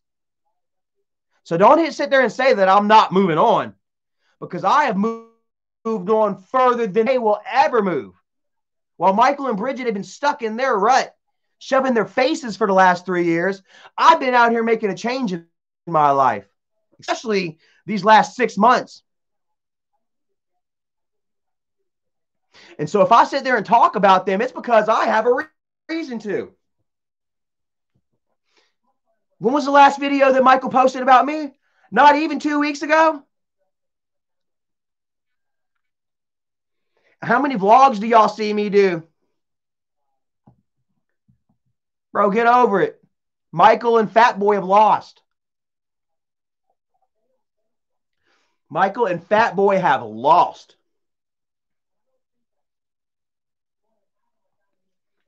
And you know what? As long as there's even one troll, as long as there's even one single troll that hits up my Facebook or hits up my YouTube or any form of social media and says, Charlie rapes the sisters, well, then I have every single right to damn call Michael and them out.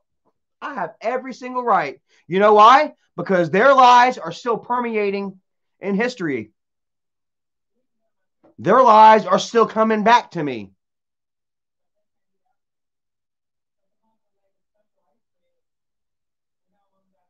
They didn't say nothing about me 2 weeks ago. They didn't say nothing about me yesterday. They said something about me 3 years ago that is still permeating and still invading my bubble. So I still have every single right. If even one person, and sometimes I hold on to that. Sometimes I'll even use just that one troll. I'll let that one little troll build a fire up under me to come out here and damn start exposing and start talking about what I know and how I feel. Even one. Because that one troll, he represents Michael. That's not a random troll talking shit to me this morning. That was Michael. It ain't had to be Michael, but this random troll is spitting Michael's words. Michael's messenger, Michael's follower. He represents Pickle Boy. So when one troll sits there and talks shit to me, Michael talks shit to me. That's the way I see it. A lot of times I let it go, but there's sometimes I just want to come out there and be like, hey, check this out. Emily Hale says, much love. Thank you so very much. Much love back to you, man. I appreciate all the love, man. Like, geez, like I say, Michael is still to this day trying to damn discredit me, trying to lie. And don't you love it, man? Like, they aren't saying a fucking word. Like, Michael and Isaac are shut the hell up right now. I'm sitting here bringing them out. I'm freaking bringing the heat on their asses right now. And they ain't saying a word. They're like, we'll just ignore it. We'll just ignore it. You can't ignore it, fuckers. You can ignore it, but nobody else is ignoring it. And nobody else is damn. Every freaking body's believing me too. I love it. I don't want to sit here and gloat and brag, and I was right. But bro, man, it does feel good calling them out on everything, and they can't say a word about it because they know it's all true. They can't say a fucking word.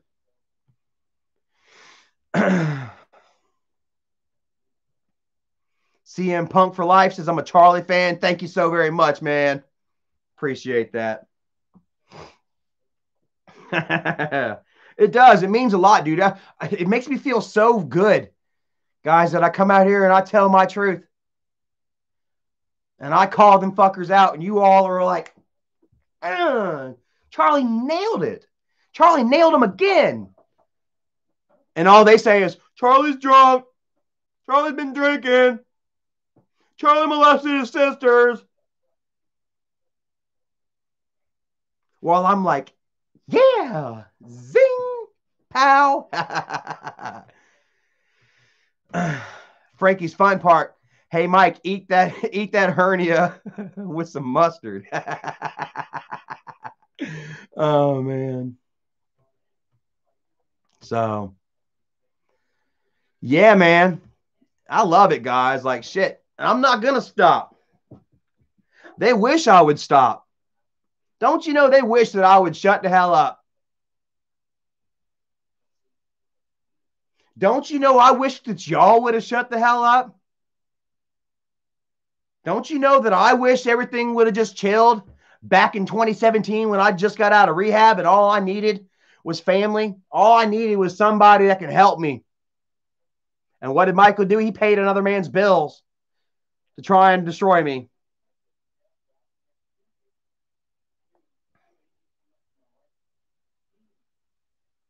Smokey says if they wanted you to stop, they would have said sorry already. Exactly. But you know what? Michael can't. Michael and Isaac are so far deep in it now. Isaac won't let Michael. Don't you know, like Isaac won't let Michael. If Charlie and Michael were to get back together, it's got to be on Isaac's terms. And I've done said how many times? Fuck Isaac. How many times have they approached me and Isaac tried to get me on his show? Isaac tried to be the mediator. Isaac wants the attention, and I'm like, fuck you. Michael and Isaac have so much dirt on each other. Like Erica says, man, it's going to be crazy whenever Isaac realizes he can get more views off of attacking Michael. But either way, I don't know what's up with that. All I do know is that ain't no friendship. What kind of fucking friendship is that? where you're both in a stalemate.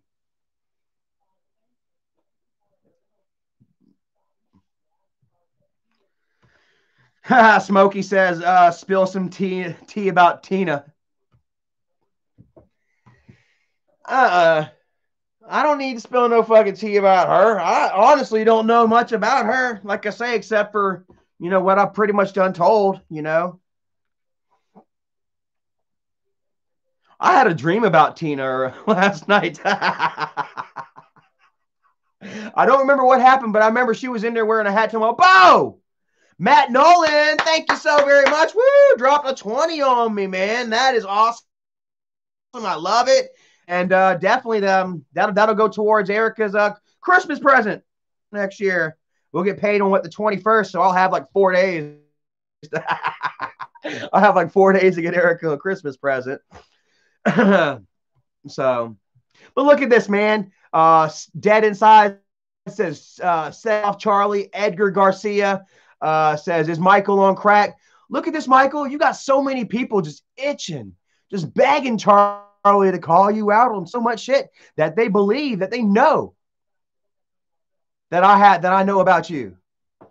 So many people want me to just bring it out, man. And I could. There's still so much I can bring out and so much that I can remind people of that they didn't really believe me about before. Like how many of y'all remember whenever I called out Michael and Bridget for hiring call girls? Remember when I told you all that Michael and Bridget were doing a three-way thing with call girls and y'all were like, yeah, right. No freaking way. I said that back in 2017. How many of y'all believe me now? How many of y'all believe me now that Michael and Bridget were hiring call girls and having three ways? Desi Montani says, I knew they swing. Emily Hale says, yep, they have threesomes. And I told you, Bridget had a threesome with her cousin. Remember whenever I was drunk that night that I got back back from the hospital? And Bridget had the camera in my face and I told her to go sleep with her cousin again? Who remembers that? Michael forced Bridget to have a threesome with her own cousin. Michael forced her. Michael told me the story. Forced her. Forced Bridget to go down on her own cousin. I'm telling you, Michael. Come apologize to me, bro. Come say you're sorry, Michael. I've got so much more I can drop. Come say you're sorry, Michael. Come apologize for trying to ruin my life. For trying to ruin my life. Because as you know, it didn't work, as you're seeing right now.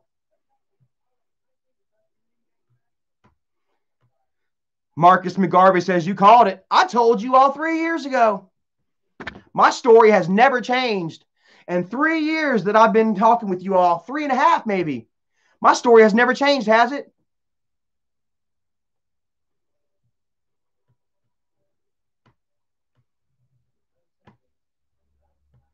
Frankie Fun Park says, come on, Fat Mike, we know you're here. Tan May says, Mike is trash. Desi Montoni says, Michael and Bridget are literally just bullies. Well, I told you, like Doug would tell me straight up that Bridget was the biggest troll out of all of them. Said Bridget has like fucking 30 accounts. And Bridget's king troll. She doesn't really have 30. She has people that troll for her. She'll troll, but she also has other people that troll for her. 160 people watching. Thank you all. Keytown Preacher says, damn right, and Mike is watching. We know you're watching, Mike. Come apologize, man. Guys, this is awesome. I feel great. I feel so freaking good, man. You all finally believe me. Whew. Wow. Just wonderful. James Parker says, fuck Mike and Isaac. I support you, Charlie. Love you, Charlie. Tiffany Shallow says, it's going to feel good tonight. He's going to do the tongue lick. I got to stop talking. Good. Oh, man. Emily Hale says she believed me from the beginning. Well, thank you. I really appreciate it. You know, like I say, I didn't make it easy on myself, and I didn't make it easy for people to believe me, you know, because I would get frustrated and I would yell, you know, and I would sling personal attacks and slurs, you know, and I would avoid, you know, truth and stuff, or I would delude truth with attack, lies and personal attack, not lies, but personal attack, you know. And I would also get drunk and just be wasted. And you guys were like, man, whatever, Charlie, we don't believe you, you know. David Silver says, I told you the truth will set you free, saith the Lord. The truth will set you free, Michael. Come forward and admit your lies, brother. Come give me a hug. I'll never forget it, man. Whenever after Dad died and I got down to the hotel room, you know, and Michael came and he saw me and shit. And we cried. Remember, everybody, Michael would actually tell you guys about me crying and stuff. And Charlie really does feel bad about his father dying. We cried together. You know, he tried to validate my feelings by saying he saw me cry, you know, which nowadays people would be like, yeah, right, I don't believe you, you know. But, you know, like I would cry and I would ask him, I would say, man, why would you make up those lies about me? Why would you make everybody think that I raped my sisters? And why would you make everybody think that I gave my nephew drugs and alcohol? And why would you make everybody think that I beat my father, you know? And Michael, to his credit, Michael kind of cried back too. He kind of had that catch in his throat. To his credit, he kind of did cry, and he was like, I'm petty. Straight up, came out and said it. Don't you remember that, Michael? Remember when you told me that you were petty? And that you were sorry for taking it so far, but you couldn't stop?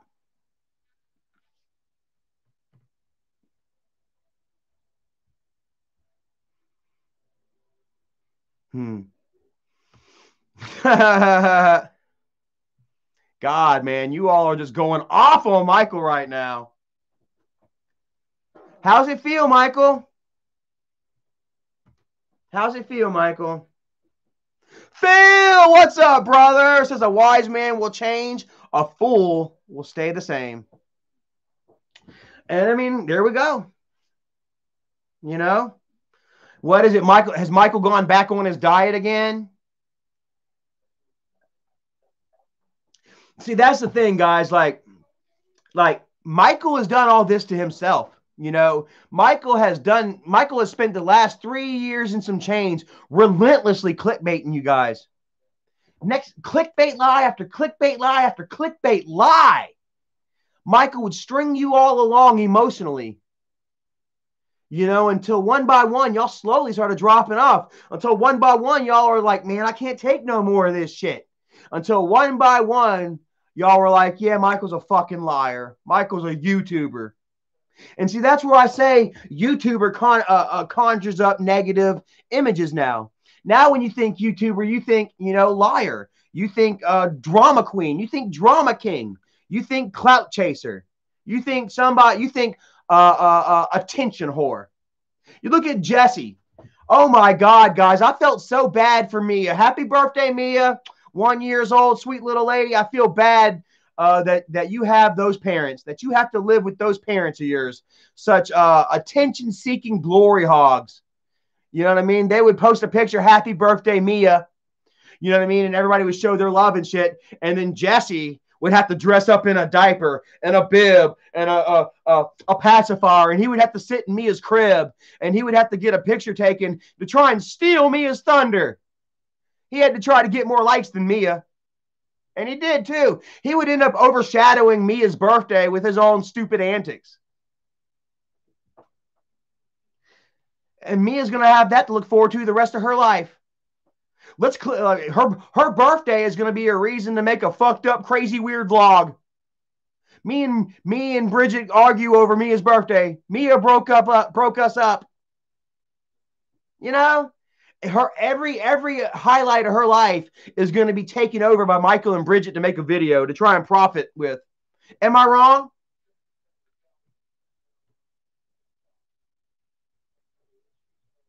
Am I wrong or what? Every moment, every precious moment of that little girl's life is going to be video recorded and orchestrated and twisted for a video. Peppered with drama and storyline. Bob Balkashan, Charlie Chill, please read this. How long until you think stop doing YouTube? Me? I'm never going to stop doing YouTube. You know, when this channel's gone, I'll start another channel. I've already got another channel. Y'all check out Travels Together. Type in Travels Together. We got another channel that has over 350 right now. Go subscribe to it. If somebody want to go ahead and put my other channel in here, y'all all go subscribe to that channel. Once this is gone, I'll be right back up. And see, I'm not even really worried about the whole money situation. I'm not really worried about making money on YouTube. Because quite honestly, guys, I'm about to start a job making $20 an hour. Starting out. Erica, too. We're both starting jobs at almost $20 fucking an hour. Starting out. So we're not going to be really needing any money. That's why, as a matter of fact, I closed down my Patreon account. I want to thank every single one of you guys that contributed to our Patreon these months that we needed it, man. Like, you know, we weren't at one point we weren't getting like $40 a month, but it meant the world to us. That $40 went a long way, guys. And we want to thank every single one of you guys that contributed to the Patreon fund. But here we are now in a position where we're not going to need that extra money, guys. We're actually going to have disposable income. we're going to be able to go out and get what we want and do what we want. You know what I mean? And especially, you know, we're getting this Jeep here soon. Erica's about to have her car paid off. We're both going to be driving vehicles that are paid off. You know what I mean? Another couple years, my child support's going to be done. You know, and man, we're going to be living really well. You know, and we don't need that extra stuff. You know, so I closed down the Patreon, and also, you know, we're not trying to make a living off of YouTube. That is another thing. We don't have to clickbait. We don't have to lie, and we don't have to over dramatize things to suck in the viewers. You know what I mean? Because we're not financially dependent upon YouTube. You know, me and Erica, we do these YouTube videos, you know, because we enjoy it. You know, because we like going out and experiencing life, and we love sharing it with all of you. You know what I mean? We don't do it because we feel this is our only way to make a living. Where if we don't get enough views on this video, it's not going to pay our bills. You know, so you know, that really cuts out any temptation for me and Erica to lie and to clickbait you guys. You know what I mean? I have the luxury, you know what I mean, to come out here and be truthful with you all. You know what I mean? To not over sensationalize everyday normal incidents for views. You know, 170 people watching. Thank you all. You know, unfortunately, sometimes, you know, I get more attention whenever I talk about the family drama and shit like that. You know, but I mean, quite frankly, you know, there will always be a certain amount of family drama in my life, you know, created by family until they come forward and admit that they lied. You know, until that day comes, you know, then there will always be a certain instance, you know what I'm saying, where you will see Charlie come on here and call Michael out and expose Michael for his bullshit, you know. And like I say, it's going to continue to happen, you know, the more that when I hear people talking shit and reinforcing his lies. Now, unfortunately, there's going to be people out there that want me to continue to beef with Michael too. And so they're going to act like, you know, I've come to realize that there are some people that are fans of mine that might make a troll account and say, Charlie, you rape your sisters, you know, just to get me going back at Michael again, you know. And I mean, it's only Michael's fault.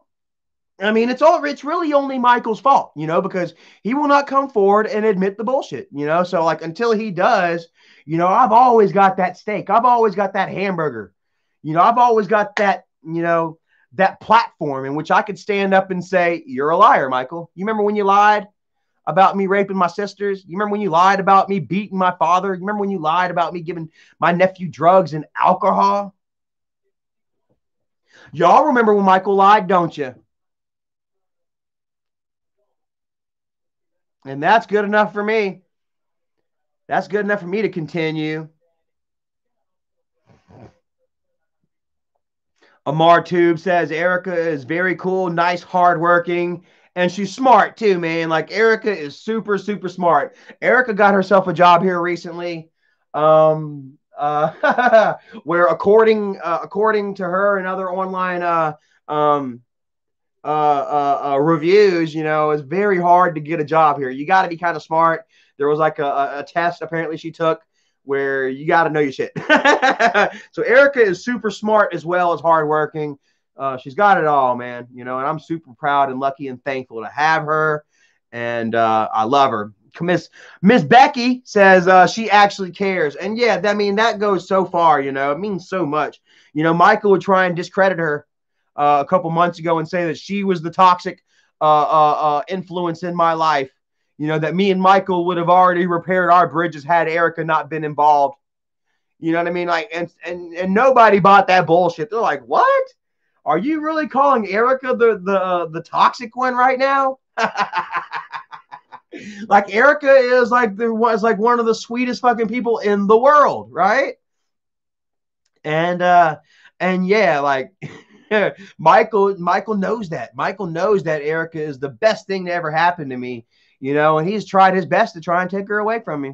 You know, he would try appealing to her. He would try outcasting her. You know, he would try attacking her family, to the point where here they are now, man. Like, He's just trying to get me back in the videos any way he can, by, bringing in psychics, by making dad a ghost, by writing fake letters from Charlie to him, and all you got to do, Michael, is apologize. Just come forward and apologize. Admit your bullshit, Michael. Miss Becky says that's enough. You're right, Becky. That's enough.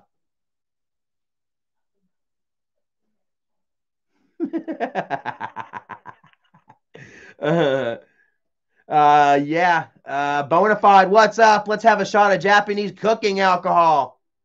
Well, like I gotta say, man, if I was Nicole Guest, I would be drinking too, man. Like, look at her. She lives with a man that has no confidence in her, that supports her in zero way. She is another one that unfortunately has been attacked for her addictions. How many times have we seen Isaac do a video talking about my wife's been drinking again and recording her screaming, running around the house? Like, that's not what a husband does for his wife. Obviously Isaac doesn't want her doing any better because he's using that shit to control her, and she is just stuck in this loveless marriage. You know what I mean? That she feels stuck in and she can't get out of. She has nowhere else to turn, and so she drinks. And it's sad, man. Like really, it really is, man. It's a rut that she is stuck in.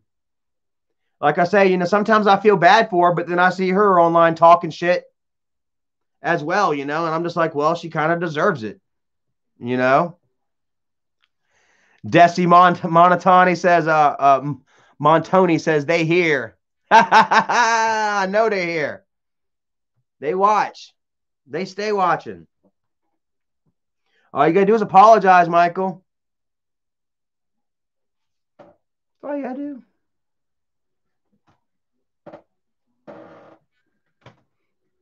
Apologize. How you do it? Apologize, Michael. Apologize. You want to apologize? Apologize. Apologize, Kim. Apologize, Jenny. Apologize, Pickle Boy. You want to apologize? All right, Michael. Apologize. Apologize. I'm going to look back at it too. Oh, man. But you know what? I feel like I do deserve a little ass kissing after everything they put me through. I do. I do deserve a little ass kissing. I deserve a little monetary compensation. Come over here and give me $20,000, Michael. Come give me some money, Michael. We know how much you care about your money. You want to apologize? Show me how much you really care. Give me $20,000. And then we'll start talking.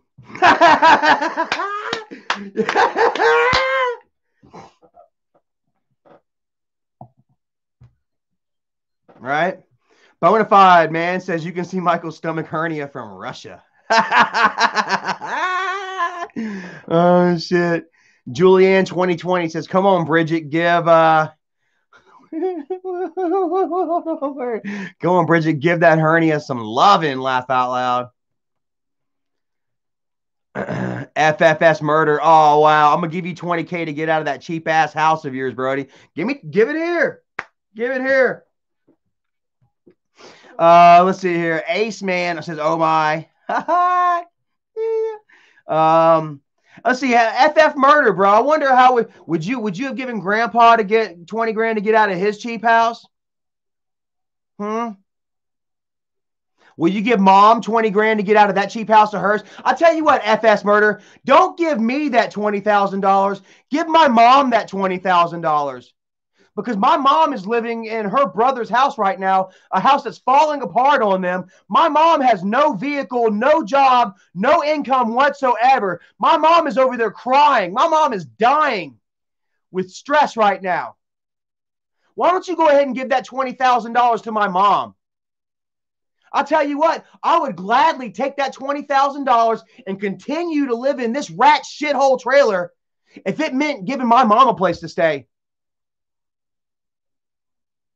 What about Michael? Come on, murder. How about you give my mom that $20,000? My mom really needs that money. My mom is dying from stress in her brother's house. My mom has no vehicle, no license, no job, no uninsured. No, she's uninsured, no house. My mom has zero ambitions or hope for the future. She has ambition. She's trying, but she doesn't have any hope. Why don't you give my mom that $20,000? Then she can go ahead and get the bottom row of her teeth fixed because Michael only took care of the top row.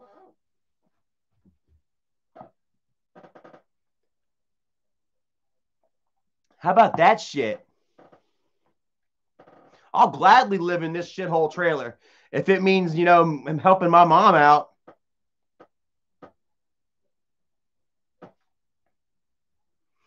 Skeeter, what's up, man? Says sweet 20 an hour. Dang, above poverty level. Not so bad.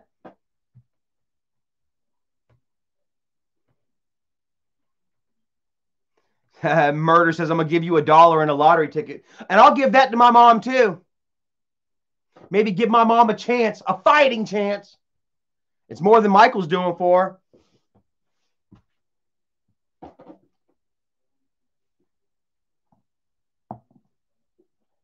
Tammy Fisher, what is up? Hi. Thank you for joining. Denise Montoni, they don't care. Says they're greedy and won't do anything for anyone who doesn't suck their nasty toes. It's true. Mom would be all upset because she lost her car. You know why my mom lost her car? And Michael let it get repossessed? You know why mom lost her car? Because Michael had Jennifer call the police and accuse mom of chasing her grandkids around with a butcher knife. Jennifer would call the police and tell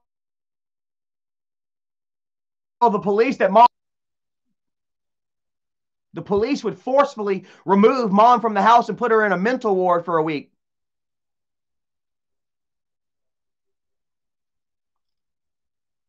And then Jennifer and Michael would let Isaac go on live stream and tell everybody, yeah, angry grandma tried to kill her grandkids.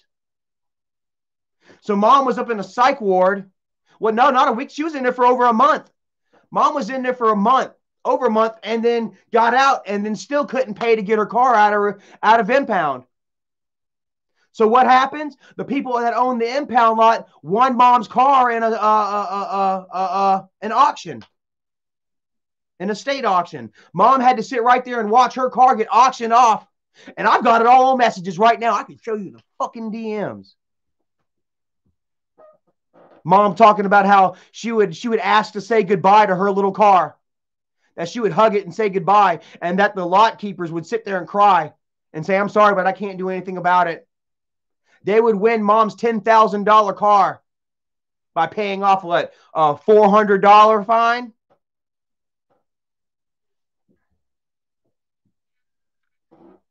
And the only reason mom was behind on the car is because they had her locked up for saying that she attacked her grandkids. Oh, but mom's going to the house this weekend while Jennifer can go enjoy her birthday this weekend. Mom's going to come to the house and watch the boys and clean it from head to fucking toe. Jennifer's got mom coming to her house to fucking clean it this weekend and watch the boys while Jennifer goes out and parties her ass off after she done had mom forcefully removed from the house, accusing her of attacking the boys. How does that make you feel, Jennifer, you bitch? Stephen Miron says, wow. Hypervigilant says, why are you yelling at us? Because I'm hated. I'm just yelling. I'm not yelling at you. I'm yelling at Jennifer. How dare you, Jennifer, have mom forcefully removed from the house because you can't live with her anymore because you don't want mama involved with your shit. and then turn right around and have her watch your kids while you go out and party with with another piece of dick. This fucking loser that beat the shit out of you to the point where your own son tried to stand up for you and you kicked him out of the house. Who remembers whenever JC tried to stand up for mom 6 months ago and she had him kicked out of the house and had Isaac talking shit about him? Fast forward 6 months later to the point where JC beat up his own mama. Apparently, supposedly Jennifer told JC to clean, and JC said no and beat her with crutches. You think some sane kid that wasn't pushed that point would do something like that? JC, you know what I mean? Like shit. It's no reason to go and attack your mama at all. JC's got a lot of issues he needs to work on. But damn, so does Jennifer. They didn't help. How would you feel if you tried to stand up for your mother? If you watched some man beating your mother and you tried to stand up for her and your mother fucking kicked you out and your mother attacked you online and your mother chose a man over you? How would that make you feel? And how many different times has Jennifer chose a man over her own children? We even have Grandpa done called her out on that. Who's seen the video where Grandpa gave Jennifer for what's worth? Because he was sick and tired of raising her fucking kids while she's out chasing dick. Who remembers that? And here she is again choosing another man over her own fucking son. To the point where the kid got frustrated and beat the shit out of her. JC wasn't feeling any fucking love from his mother. She probably woke up and beat him down every day. Remember when JC went online and was like, I did not kill my grandpa. Jennifer was getting mad at him and telling him, you killed your grandpa. Jennifer would get mad at JC and say that he stressed grandpa into a grave. And JC would come online and he would say, I did not kill my grandpa. I'm tired of my mom saying that. And then Isaac would get on his Facebook and say, delete this right now. Isaac would come on there and bully JC into deleting the post. And then my own cousin would come to me and be like, why the fuck is Isaac bullying my nephew? I'm about to call DSS. Who remembers that? And Jennifer let Isaac do it. Jennifer's not only letting her random boyfriends attack and talk shit to JC, she's letting freaking Michael's random friends do it. Random people on the internet. Marcus McGarvey says Jennifer screwed up in the head. I saw that video.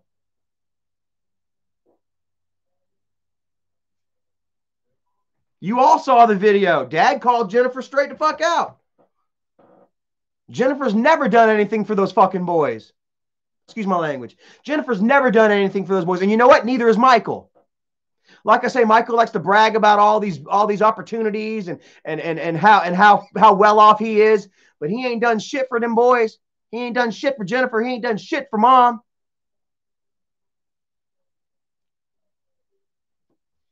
He bought Bridget's mom or started a business for Bridget's mom though. Bought Bridget's mom a trailer and a car. Paying her bills while my mom is riding the fucking bus. 3 buses to get downtown. How does that make y'all feel? You know, Michael's early shit was all built off of mama. Michael's whole early shit was built off of him recording the divorce between mom and dad. Filming it all the way to mama taking the airplane to New York with the old sad music. I'm going to miss you, mom. And then upload it all to YouTube. And then when he brought mom back and put her in the trailer with Jennifer, he recorded all that shit of mama going crazy. Where I thought at first maybe it was kind of choreographed. And then we find out when mom says it's a lie. Mom says that she did not chase the boys around with a knife. And mom says that she did not try to attack and kill her grandkids. And I got to believe mom. Because if mom did, why would Jennifer bring mom to the house to watch the boys?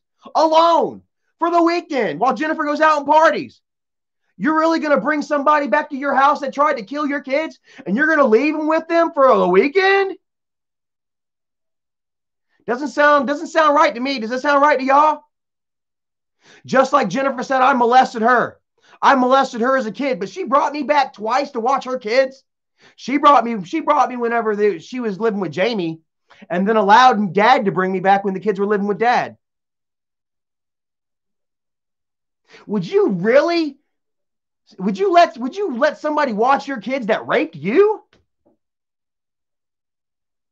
Would you let somebody watch your kids that tried to kill them once with a butcher knife? Stephen Miron says, nope, that's messed up. Smokey says, hell no.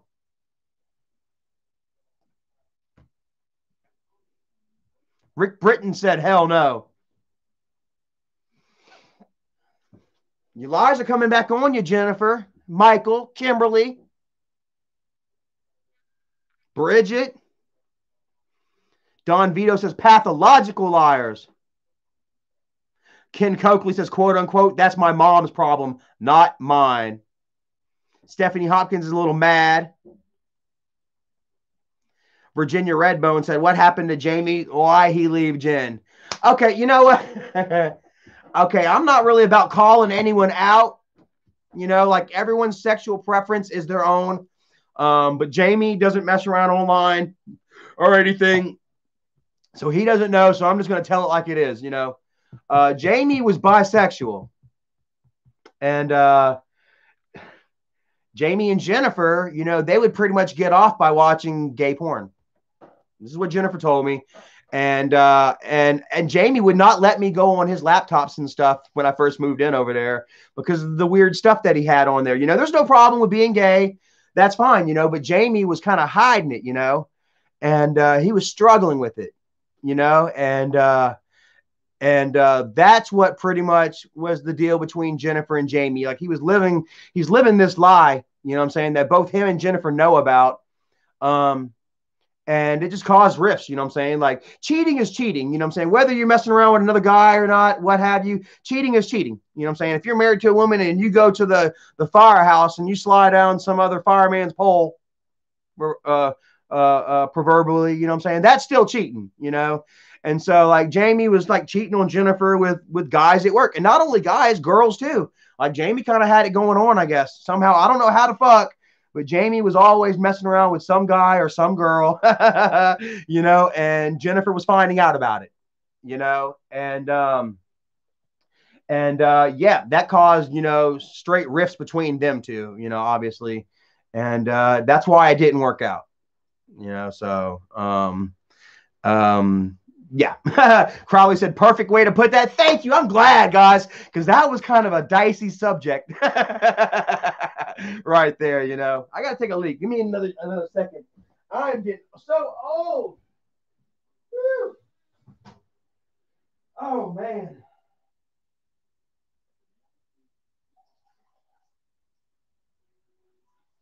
Oh, I'm missing the ceramic there.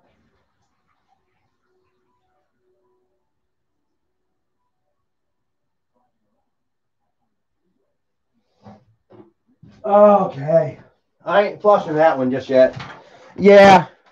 But anyways, like I say, guys, I got so much. I know so much that I haven't told yet, and then so much that I can revisit with you guys, you know. Michael, apologize. You know, Michael, it's in your best interest to apologize. Jennifer and Kim, it's in your best interest to apologize. Future Lord Akeem Bracy Black Knight says, I'm angry. Mr. Green, your brother Michael is a lying jackass bitch. A lying jackass ditch. Bonafide THC says, why do Jenny and Kim look like they've been aging in a microwave? Well, Jennifer is because she's on drugs. Like, you know, look at her.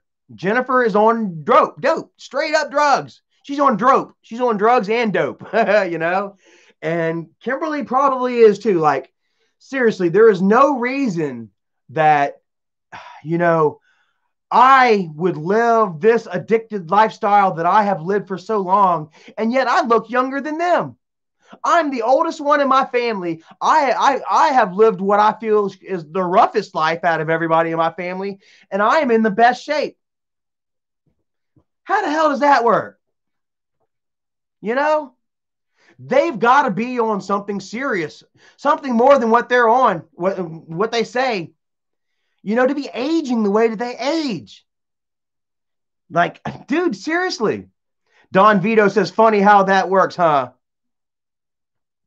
James Parker says, this is terrible, Charlie. I know. Marcus McGarvey says, Jennifer should try putting her kids first for once. I agree. And it's sad because like I was talking to mom today, and it's like she's almost blaming the boys too. It's like it is not those boys' fault. That damn they have nobody that gives a shit about their lives. It is not their fault that fucking Jennifer chooses cock over kids. It's not their fault that Michael would just rather just put them. Like, how much money has Michael made on those boys? How much money has Michael made recording these boys and putting them in videos? And I bet you they ain't got a college fund. Michael ain't gave them a dime back. Michael ain't done a damn thing back for those boys. But Michael has taken all the money. Michael's made a lot of money off of them. He ain't give a damn thing back. Where's the college fund? Where's their summer camps? Where's a car for JC when he turns 16? Whatever happened to like helping JC get his permit and then helping JC get a driver's license and instilling a certain amount of purpose and respect into JC? You failed him. Now JC's in fucking jail. And I mean, it is his fault. He has no right beating his mother. But damn, man, those boys could have turned out a whole lot differently. Oh, look at Michael. He's doing everything for Mia. Everything for that child. He ain't done nothing for the other kids that were technically his. Michael had custody over those boys for how many years? Those kids were technically Michael's kids, and he didn't do a damn thing for them. Now that his own child comes along, she gets the fucking world. And I mean, I have no problem with that. Or I do have a problem with that, actually. Michael always says family first, but he ain't doing shit for his family. Am I right? Am I right or am I wrong? 183 people here. You tell me. Am I wrong here? Did them boys not deserve Michael's attention and his money?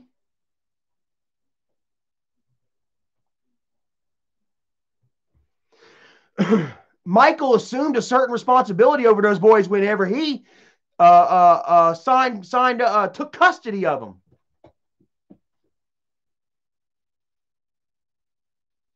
And now he wants to sit there and say, it's not my problem. It's not my problem. He profited off of JC going to jail. He profited. He put the damn mugshot out there. He sit there and ridiculed JC on camera. Maybe that's what made JC flip out. Because JC didn't go to jail. JC was free. And Michael did a video exposing JC for going to jail. A week later, JC's actually in jail for beating his fucking mom. You think maybe Michael spurned that on a little bit? You think maybe Michael instilled a certain amount of guilt and sadness and depression in JC for making JC come forward and tell everybody that, yeah, I went to jail? For making JC share his fucking mugshot online? Do you think that helped JC? Oh, yeah, Michael's all about truth and shit until it comes to his ass. He's all about exposing the family for their faults and their mistakes. But he won't come forward on his own shit. And so he calls out JC. He does a video about JC to try to get an extra 100,000 views. And it triggers JC. And JC attacks his mom and goes to jail. Do you think that might be just a little bit Michael's fault, y'all? Eric Scott Lyons says, you're right, Charlie. Michael doesn't know what family is first means. Probably Bridget and Mia. That's all it means.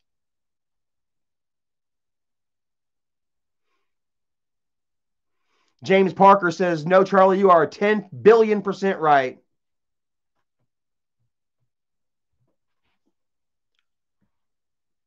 Hell yeah, I'm right.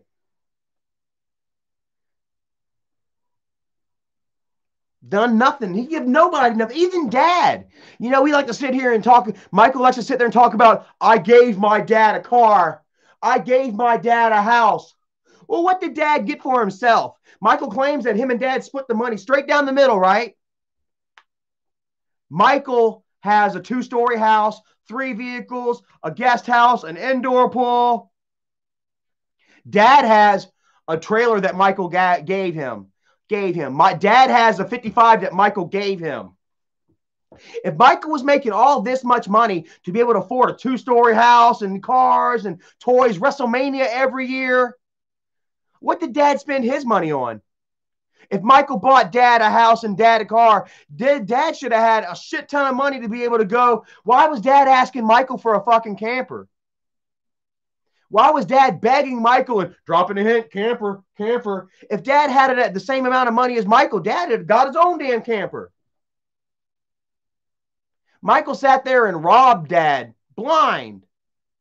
Michael and Bridget both robbed dad blind, knowingly, for years.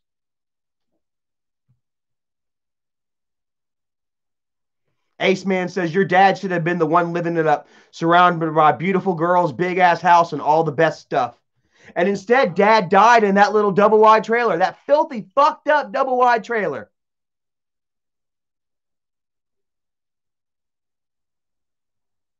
He didn't even have enough money to, die in a luxurious hospital with the best health care.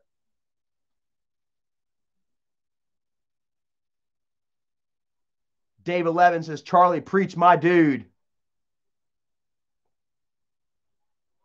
Marcus McGarvey says, even 2 days ago, Michael threatened to evict Jennifer in his video. Yeah, that's what mom told me. Said that Michael has threatened Jennifer, says if he comes back to the house and the house is filthy, that he's going to evict her. And so that's why they've got mom coming over this weekend to clean the house up. The house is filthy. Jennifer don't want to clean it. The kids don't want to clean it. Bring grandma over. Make grandma clean it. And then send grandma back to her brother's house.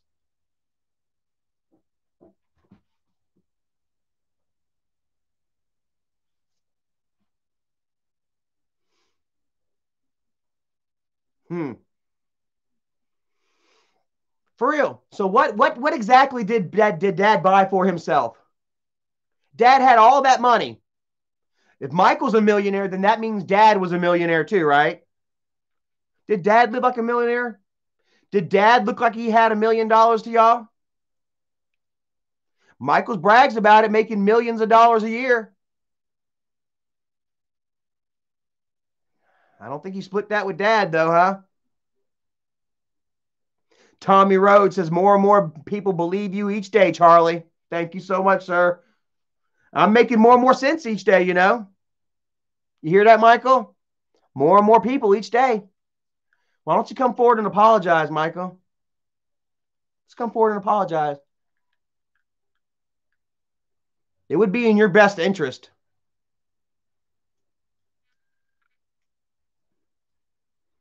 Marcus McGarvey says, Michael always pulls rank about him owning a house. Bonafide says, Michael controls and manipulates using money. AGP was the person he fucked over the most. People have their eyes shut. I mean, it's not hard to see. Like I say, look at the money. It's all right there. Michael was a millionaire. Why wasn't dad? Michael was living in a 2-story house. Why wasn't dad? Michael had 3 cars. Why didn't dad? Why was dad begging for a fucking camper? Why didn't dad leave his children any money? Why is Jennifer still having to live in Michael's house? If dad had all this money to distribute amongst his children after he passed.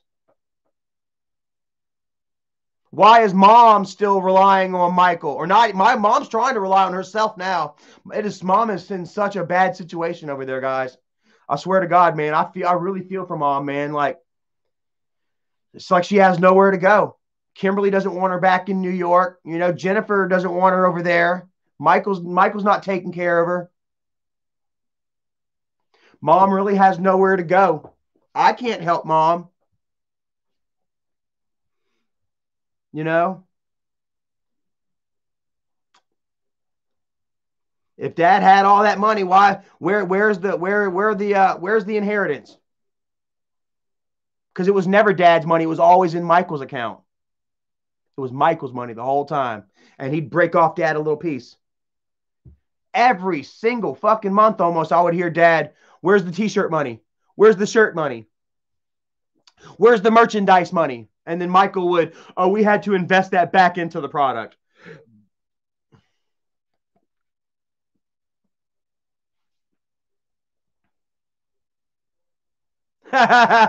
Bugs Bunny says the reason Mike did not give your dad the money because Tuna would take it. You dummy, you can't even help yourself.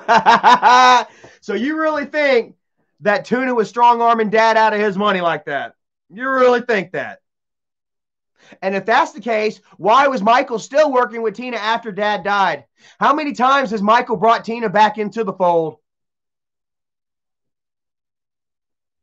So Tina was so horrible and was stealing money from Dad, yet Michael is going to work with Tina after Dad died. Not once, not twice, 3 times. Michael would bring Tina back in. Who all remembers Savage? Who all remembers Miss Savage, the one that Tina was working with? The one that would come out with a video every single day. The one that came into my memorial fun run for Grandpa whenever he had his skin cancer and would say, "Grandpa's faking about cancer. He doesn't really, skin cancer isn't bad. Grandpa's just milking it for views and money." Who remembers that? Ace Man said Savage used to attack AGP. And yet Savage and Isaac are like this. So hilarious. Savage would record her children. "I'm going to kick your ass, Charlie Chill." Where are y'all at? I'm up here in North Carolina now, and I ain't heard a fucking word from her. Where are y'all at? I'm in Shelby. And everyone remembers how you attacked my father, Savage. How you tried to tell Grandpa he got a peanut pot for his birthday. Michael bought Grandpa a peanut wagon so Grandpa can make Michael more money. Michael had actually bought Dad the 55. We had to give Dad the 55 early because Savage fucking gave it up. "Oh, there's a peanut pot on the side of Michael's barn." Dad went looking for it, so we had to give him the 55 early. Tommy Rhodes says, "Laugh out loud, blabbermouth Savage." Landon Bacana says, "Savage is busy fingering Isaac." So you all do remember Savage. Used to attack my father on a daily basis. Fatty, Isaac just retweeted her, giving him a happy birthday. Isaac and Savage are like this. Michael would come forward and say, "Oh, I like Savage. Savage is okay. Savage didn't do anything. Savage didn't say nothing that I can't forgive." Yet Savage was coming out there talking about Dad molesting his nieces and saying that Dad did molest his nieces. Calling Dad a fucking a child molester. Spreading the fucking lies and bullshit that Tuna told her. Dad would go to Tuna and tell her in confidence about his niece trying to ruin our lives, and then Tina would take that and tell Savage, and Savage would try to use it as truth to ruin Dad.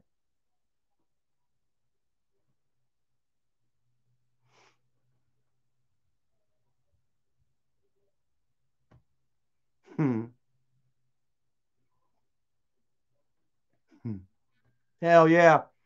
Lucky Burger says, "You literally fucked up Michael's family." I am fucking up Michael's family now.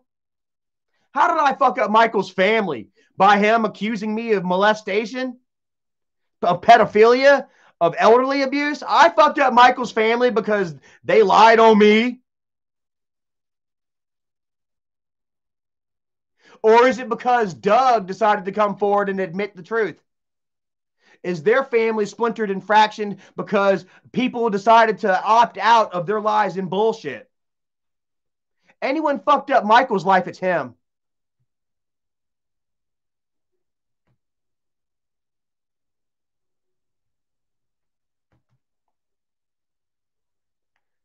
Said if Mike was a real man, he'd join the stream. Apologize, Michael. I gotta pee again. I'm getting old. I gotta stop this peeing.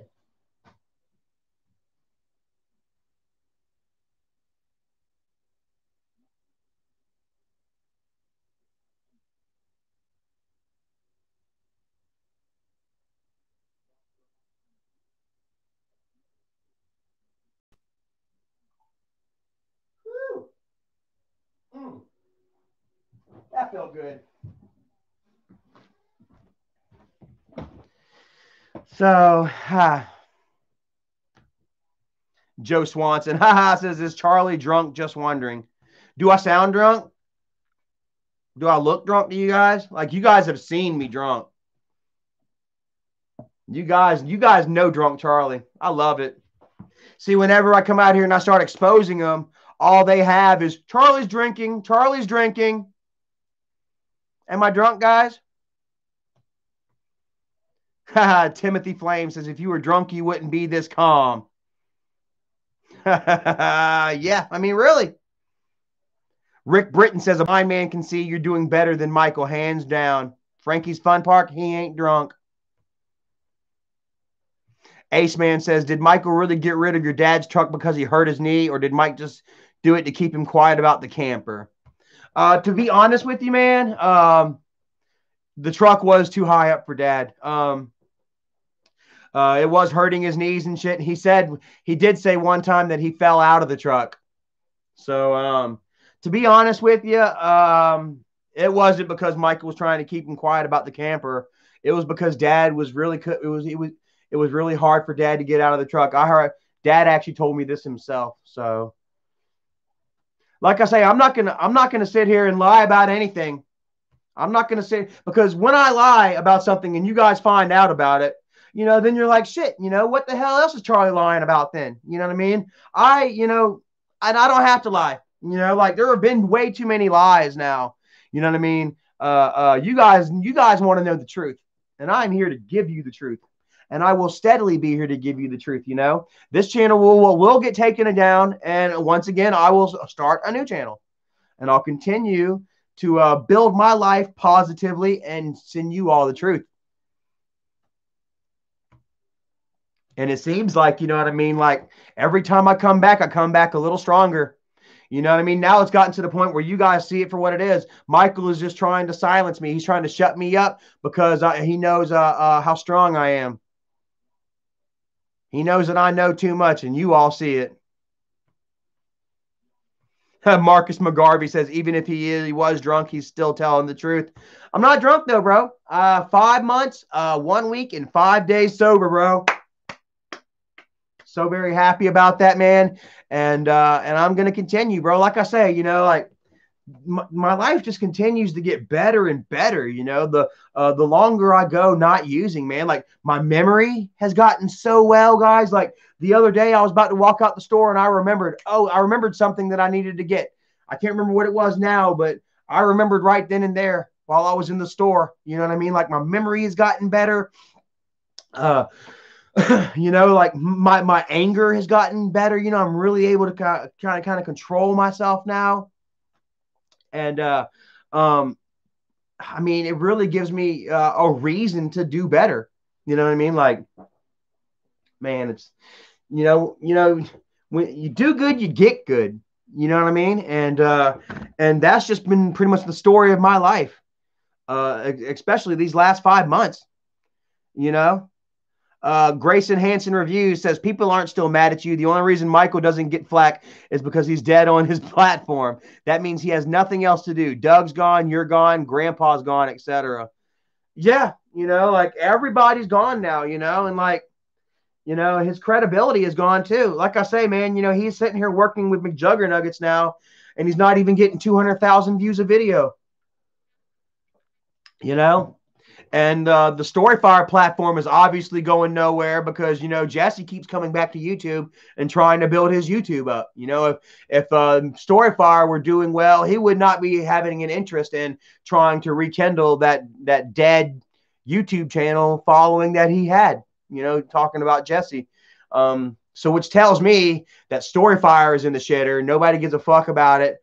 And they're resorting back to their old tricks, to what they know best, And it's just, I'm enjoying it. I really am liking it. Like Michael, you're shit. You really, you are nothing.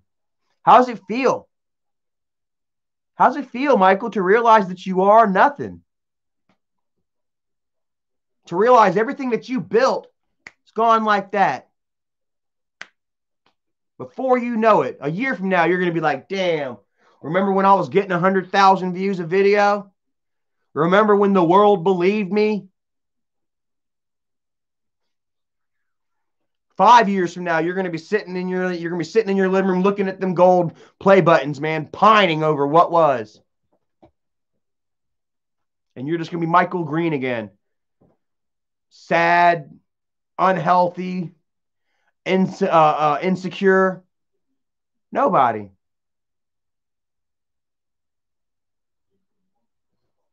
Dim Boys 505 says, I'm still laughing at the Ralphie lookalike. Yeah, I actually bought Bridget's movie today. Doesn't that look like Bridget, guys? Tell me. There's Bridget.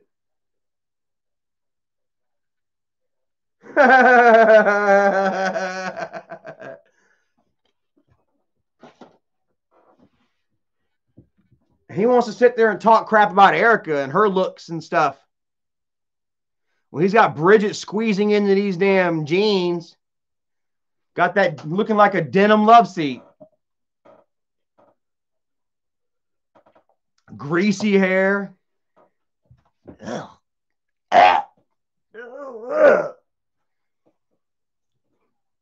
And I don't know. I don't like to bag people on their looks. You know what I'm saying? But tit for tat, Michael.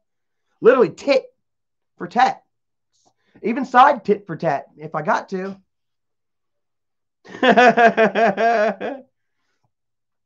Jason Jefferson, thank you so much. Says, hey, how have you been? And how's the job hunting going? I got a job, bro. Starting here soon. I wanted to touch something too. JT is drunk says, laugh out loud. He said Erica looked like Carol Baskins. You know what? That's okay. You know what I mean? Because Erica might have a little bit of age on her. She's still 6 months younger than me. But I'm not the one that hooks up with people when they're 14 years old.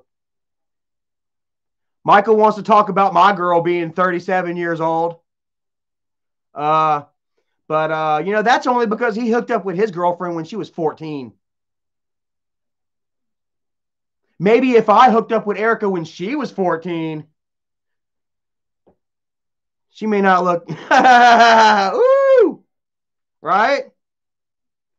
Isn't that right, Michael? Didn't you break the law when you hooked up with Bridget? Michael broke the law when he hooked up with Bridget. Her mom can sit there and say, oh, I don't mind. It's okay. The police would have been like, nope. Pedophile, sex crime. Michael would have gone to jail.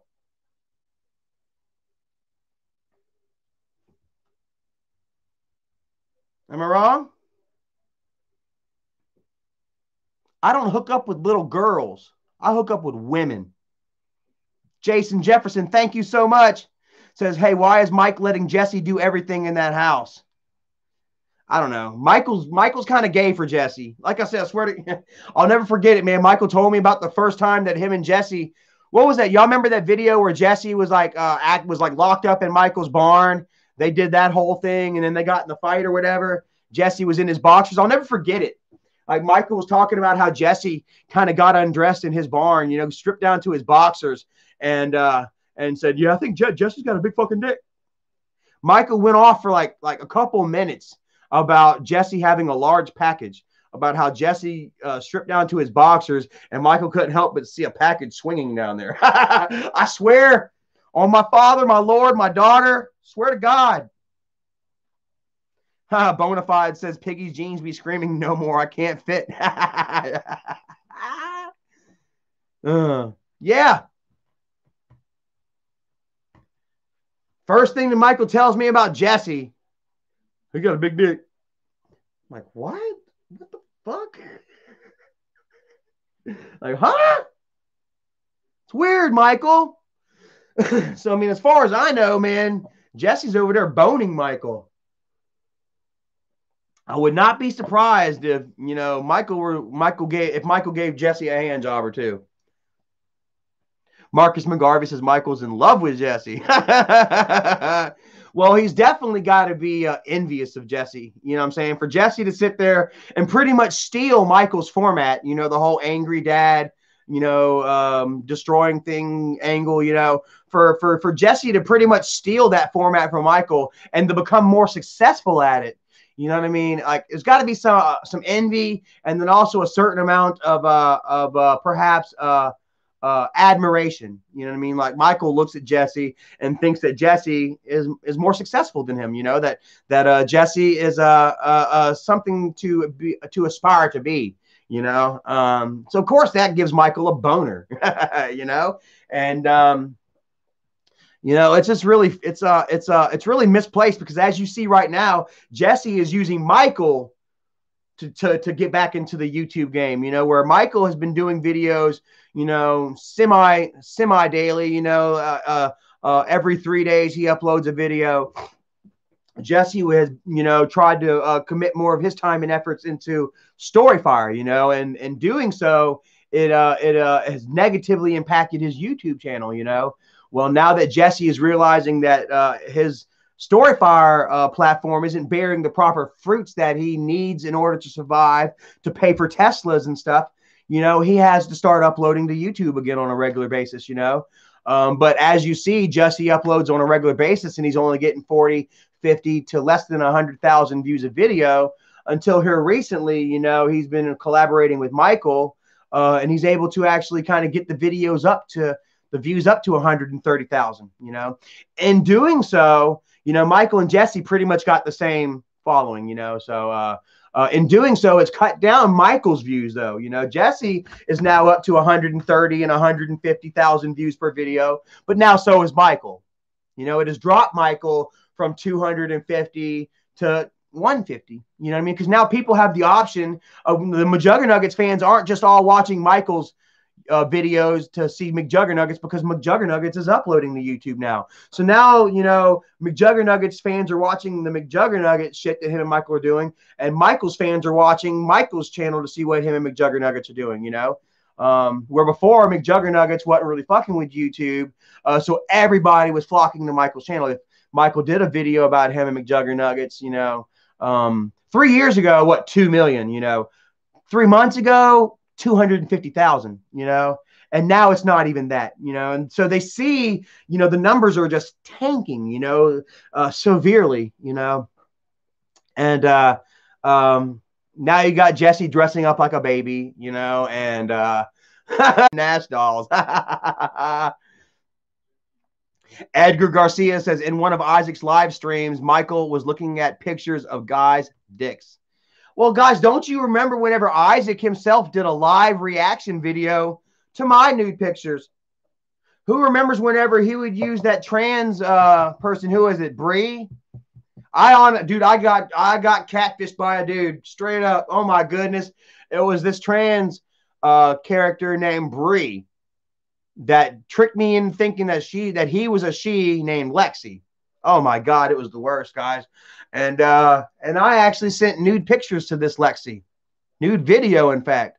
And then Lexi turned out to be Bree, who turned out to be Guest Mob, who gave Isaac these videos and pictures of my dick. Who remembers Isaac doing a live stream, a live reaction?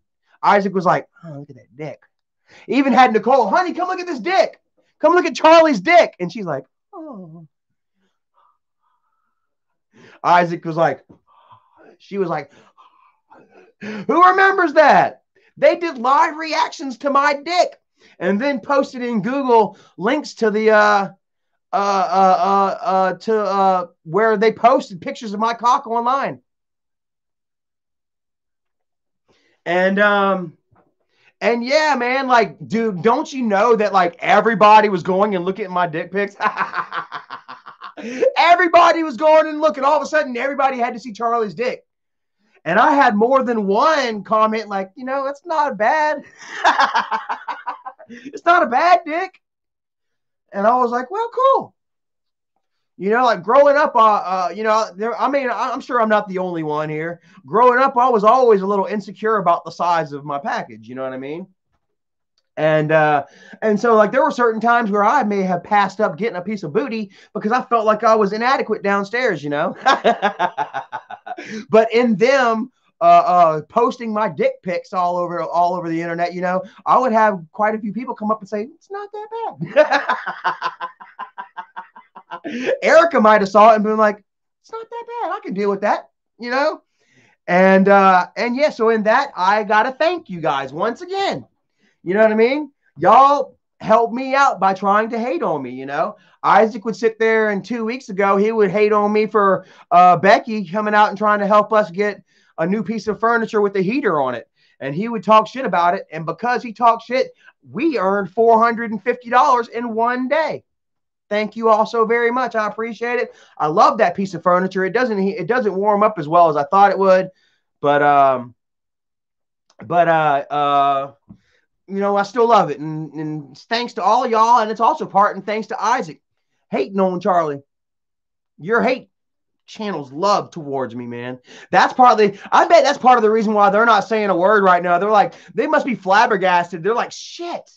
Every time we come out and try to talk shit about Charlie, it backfires on us. What the fuck do we do? What do we do? I got it. Let's just not say anything. Well, that don't work neither, does it? Taken. Oh, no. Taken says, I'm sad to announce my name is no longer Mr. Kennedy. I'm going to Mr. Kennedy. But thank you for the energy and the times before. No problem at all. Well, now you're taken now, so I'll have to think of some damn Liam Neeson lines or something. I'm going to find you, and I'm going to kill you. I'm going to find the son of a bitch. I've never watched Taken before, though, you know. So Marcus McGarvey says, apologize, Michael. Apologize. Come apologize, Michael. Apologize, Kim. Apologize, Jennifer. Apologize for accusing me of raping y'all. Apologize for accusing me of beating my father. Apologize for accusing me of giving your kids drugs and alcohol. Frankie's Fun Part says, apologize, you fat bastards. Apologize. I love it, guys. Like, they are mad now. I wish that I can get on Twitter right now and see exactly what they're saying or whatever, because I know, yeah. Smokey says, say sorry, Jenny, Kim, and Mike, or you pussies. Lone Wolf says their ego took them over. Timothy Flame says, apologize, motherfuckers. Marcus McGarvey says, apologize, Michael. James Parker is headed out. Thank you so much for joining, man. I appreciate it. I probably don't have too much longer either. I've been on here for 3 hours, having a whole lot of fun. You know, and I really appreciate you all coming on here and joining me, you know, and, you know, showing your love and support and speaking out. So many of y'all are here now. Rick Britton says, I knew that was BS when they said it. Jim Morrison says, Michael, he needs to apologize to you. Michael, apologize. Smokey says, I don't get why they are still mad after 3 or 4 years. Like, well, see, the thing is, like, their plan has not worked. They have tried for 3, almost 4 years to destroy me, to tear me down, to silence me. And I am still here. They are angry just by the fact that I'm doing well in life. Angered by the fact that Charlie quit drinking. Angered by the fact that I have a beautiful woman beside me. And if that makes you angry, what kind of person does that make you? They're angry because, you know, I have proven them to be liars just by living my life. Mason Grijalva says, are you celebrating Thanksgiving? Definitely, man. I've already bought the turkey. I went out last week and I saw a bunch of turkeys, found one for $13. And we have ourselves a butterball in the freezer right now. I will be making a turkey this year. So,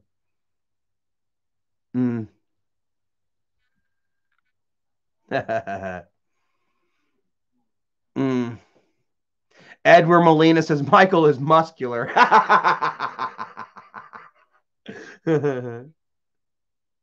Marcus McGarvey says, and Charlie and Erica don't hire prostitutes. No, Erica is a lady, guys. Like, Erica I love it, man. Like Erica is seriously a proper woman, guys. Like, I mean, she presents herself correctly. You know what I mean? CK Jr., thank you so much for a cup of coffee right there. Hell yeah. We'll get Erica a nice cup of coffee for Christmas with that. But yeah, Erica, she really is. You know what I mean? You guys have seen them trashing and bashing Erica on a daily basis. And Erica doesn't fall for the shit. Erica doesn't come on there and try and shake her ass for attention. And she doesn't talk shit like that. And she rises above all that bullshit. You know what I mean? Where Fatty has got to sit there and try. My wife looks better than Charlie's girlfriend. How many of y'all seen how many times Isaac tries to compare his wife with other people? He tried comparing his wife with Tuna the other day. My wife looks better than Tuna. My wife looks better than Erica. Like, come on, bro. It was so funny. Like, he tried to use like this website where he compared pictures and let the website give their opinion. And it was so funny because then, like, we all know what Pest Mob looks like. Slob Mob, they all mouth breathers and booger eaters, and a third, and they would do their own pictures compared to Erica's on this website, and this website would say that they look better. I would see these straight up hogs of women, a hog of a woman, sit there talking shit about Erica's looks and shit. This hog bitch of a woman trying to bring Erica down, make Erica feel bad. You know what I mean? Because Isaac is insecure about his woman. That's all it is. Isaac is insecure with his own position in life. You know what I mean? So he starts comparing. And people that are confident with their life and where they are, they don't gotta compare. They don't look elsewhere. They're happy and they're confident with where they're at. William Horsley, wow, thank you so very much. Drop me a 20 right there. I appreciate that, bro. That is a lot. It means a lot to me. Lone Wolf says he's insecure as shit. And I mean, it goes to show the insecurity whenever you've got to sit there and you've got to compare yourself and you've got to have people tell you that you're good, that you're better. You've got to hear people tell you that you're better. When you crave that sort of attention, all that shows is your insecurity. Just how little you really feel about yourself that you need other people to say, of course you're better, Isaac. You are better. Am I wrong? Does that sound wrong to y'all?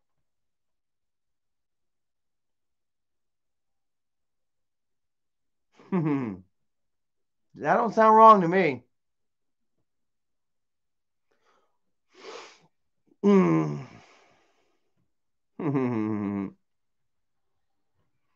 Damn, you all are just going crazy on Michael tonight. But Michael has brought it all on himself. Like I said, Michael has lied and clickbaited you all to death. Over 3 years of just lies and bullshit and clickbait and just stringing you along. I've got grandpa videos. I've got grandpa videos until there are no grandpa videos.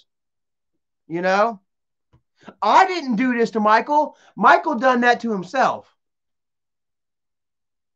If Michael's credibility is in the tanker, it's not because of me. It's not solely because of me.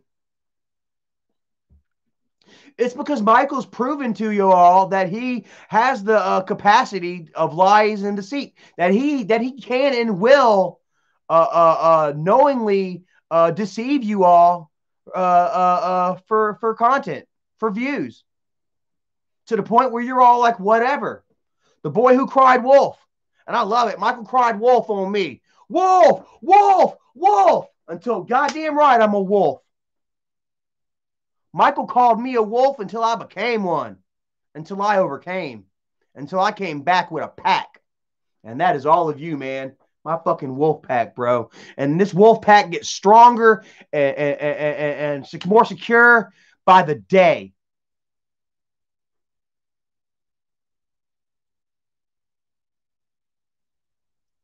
I've got to feel like, you know what I'm saying, my credibility in this wolf pack is like at its strongest. CK Jr., thank you so much, man. Got me a buck right there. I got $1. I got $1. But But yeah, I always come back, and I come back stronger every single time.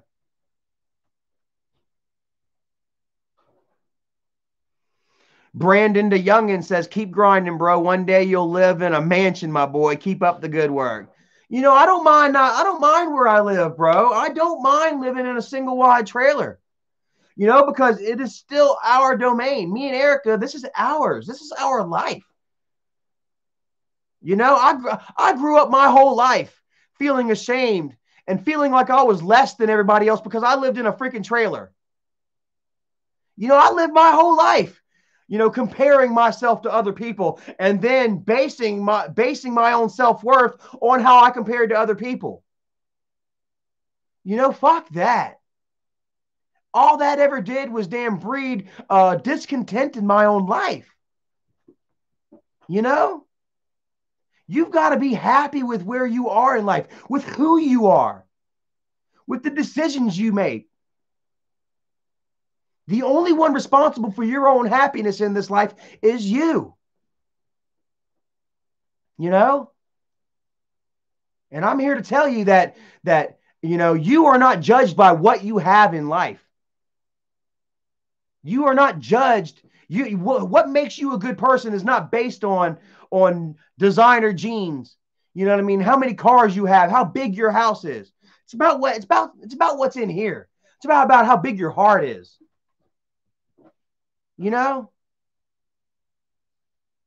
We all place values on love and happiness. But these are things that you cannot hold and own. Yet we still place value on it. And how much is happiness and confidence and self-respect worth? How much is that stuff worth? There is no amount of money that you can put on that. Where Michael could sit there and say, I've got this Tahoe. I paid $55,000 for it. I went to WrestleMania this year and dropped $5,000. You can put prices on those things. Try and put a price on happiness. Try and put a price on self-confidence. Michael, you have all the money in the world. Well, you think you have all the money to do whatever you want with, but it has not bought you an ounce of happiness. It has not bought you an ounce of self-confidence. Inside, you are more insecure now than you have ever been. Because you are living a lie. So you can sit there and you can tout and brag about all the things in the world that you can put a price tag on. While I sit here and develop the gifts and the skills to obtain that which you cannot put a price tag on, that which you cannot measure with money. And that makes me far richer than you, little brother. Do I sound wrong here, guys, or what? Does that sound wrong to y'all? Michael and Isaac, both of them have zero self-confidence. Zero self-confidence. I would say less than zero. They have negative self-confidence. And the way that they're constantly, throwing possessions in people's faces, you know what I mean? And constantly lying and talking shit and manipulating people into hating other people and joining them.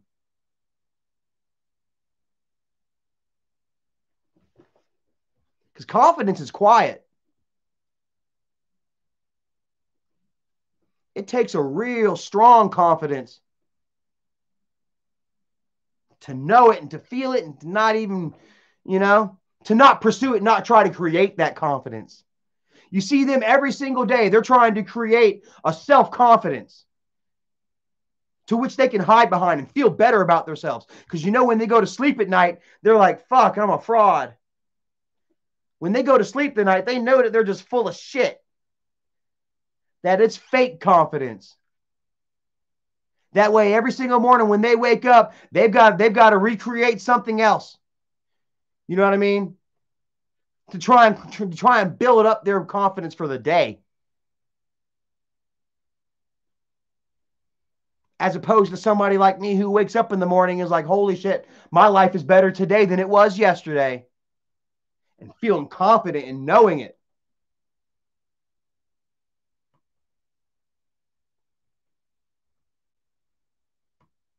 What do you guys think? Does that sound about right to y'all?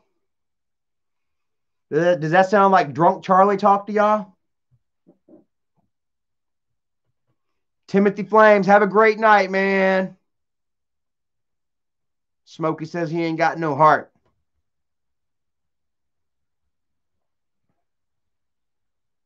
It don't seem like it.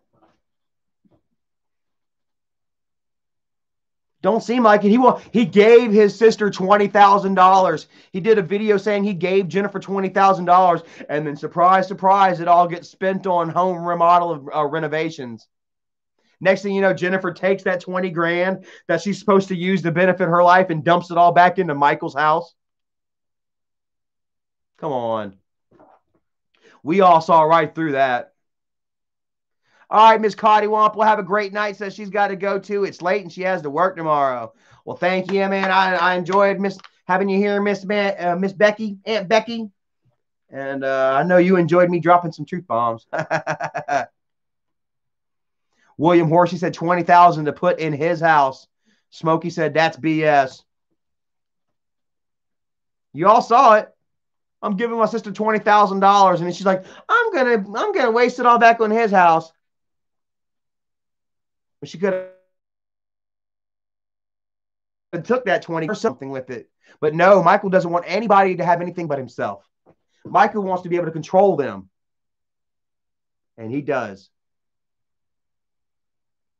Marcus McGarvey says Michael invested 20G in his own house pretending to give his sister money. And then tries to piggyback off of Mr. Beast too about it.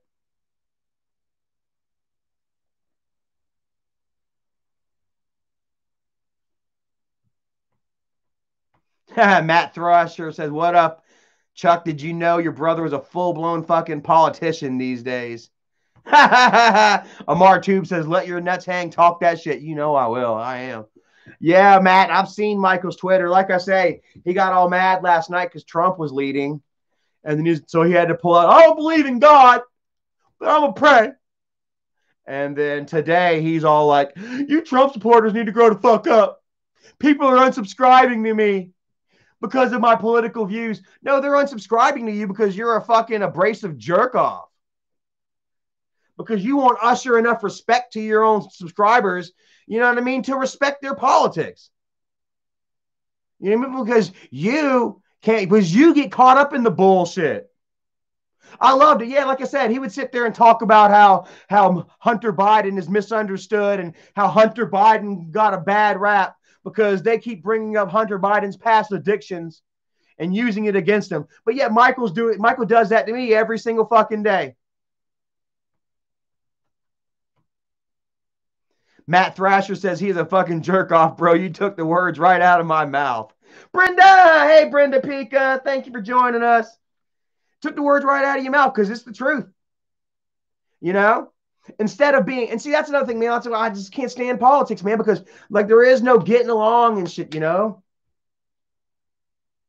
Michael sat there and pretty much ostracized his Republican following rather than trying to be diplomatic about the whole situation. He wants to sit there and pick and poke and talk shit and then get mad when people unfollow and people leave them. That's once again, I thought it was so fun. Woo! I almost said it last night, guys. Oh my God. So apparently, you know, like they were trying to close down the lines. They were trying to close the polls, you know, and then Michael would retweet something that would pretty much say, stay in line. And I thought to myself, I'm like, Michael, your following knows that they better stay in line. Oh, isn't it so great? Michael's retweeting something, stay in line. How many times has Michael told y'all to stay in line or else?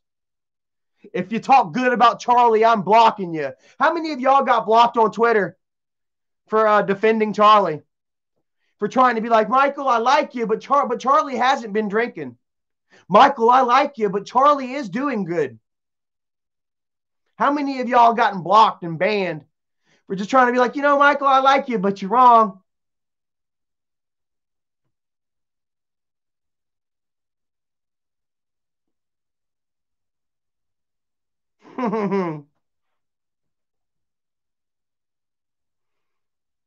Matt Thrasher, always told by my old granny, never discuss politics and religion with anyone, especially if you want to remain friends. And see, that's it. Michael doesn't care. You guys are expendable to Michael.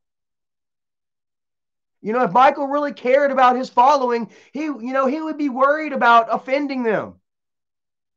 And like I say, it's one thing to come out there and be like, talk politics respectfully, to discuss your opinions openly, but that hardly ever works. Nobody ever discusses politics. It always turns into bad shit. That's why I don't try to discuss it. But Michael has no interest in showing respect to his following and his followers. He just says, if you don't fucking like it, screw you, unsubscribe, unfollow, or hell, I'll block you.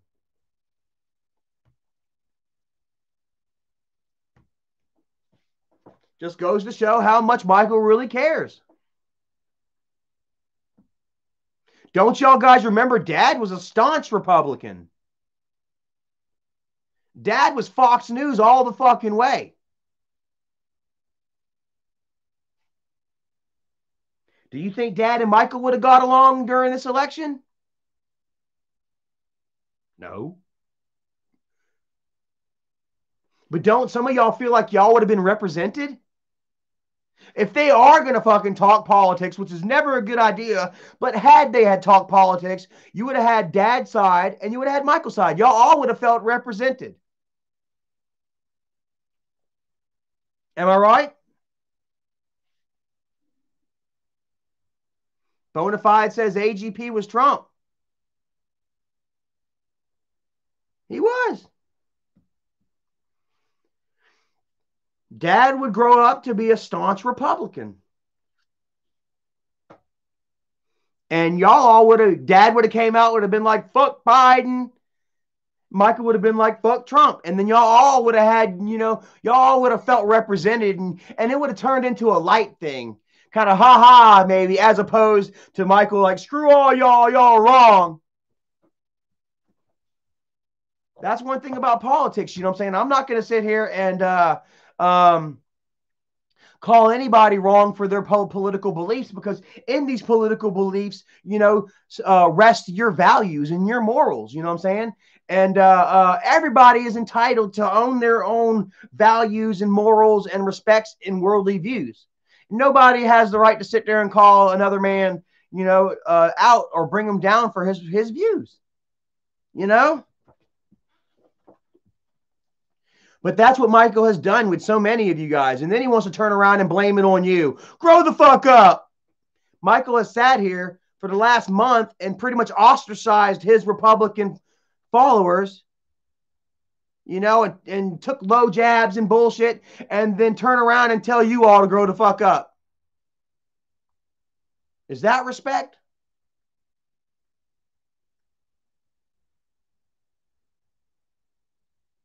Matt Thrasher says, just because one person believes something different than you doesn't make them wrong. And, and that's the thing, man. Everybody in this world today has to feel like they're right. Everybody has to be right. Nobody can admit they're wrong. Trisha, what's up? Gotta go. Love you and Erica. Keep up the good fight. Always. I'm always going to keep fighting. Taken. Charlie, man, after each and every video of yours, I grow more and more respect for you. I've always respected you, but your honesty and compassion for others is awesome and nice to see. Someone so mutual. Well, man, I mean, like, people appeal to honesty and reality, and that's what appealed y'all to Michael and Dad in the first place. You know what I mean? Michael didn't even have to fucking clickbait.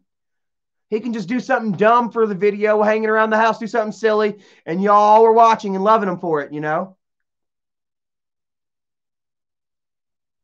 And y'all felt that reality. Y'all saw the realism coming through.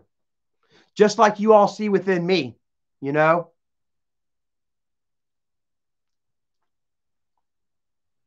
And you know, like I say, I do all I can to stay honest, to stay real. I don't clickbait. I don't lie about shit.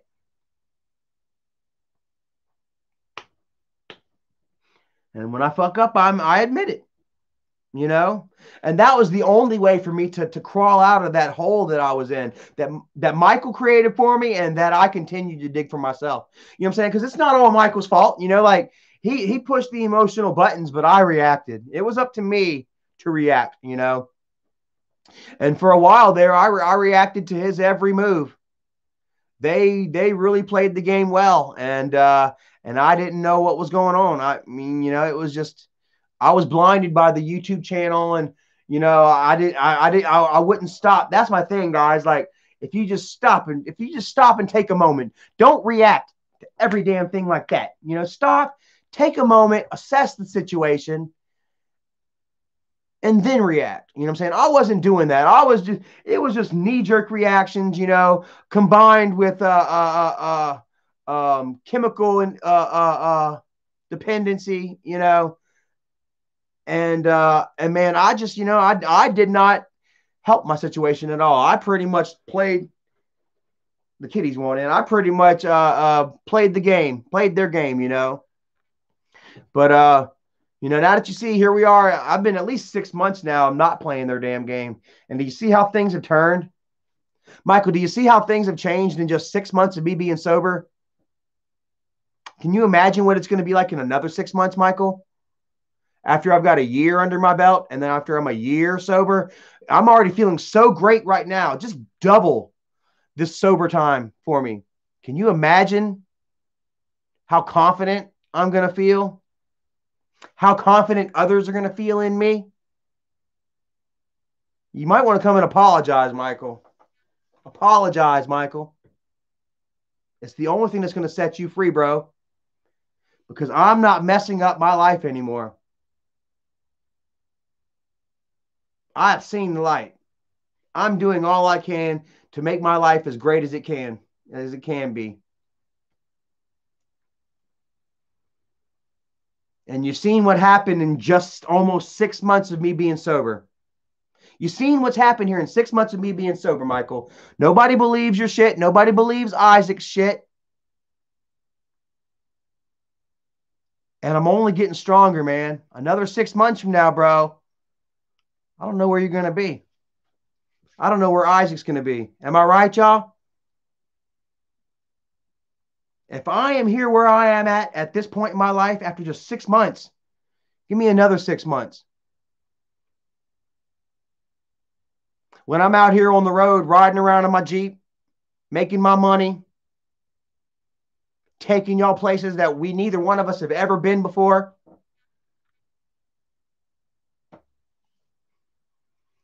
While Michael and Bridget and Isaac, they all sit where they've been for the past 3 years, the past 5 years. Look at Isaac. He's been sitting, he's been under 50,000 since he started. He's been sitting on 40,000. How long now? 6 months. No growth.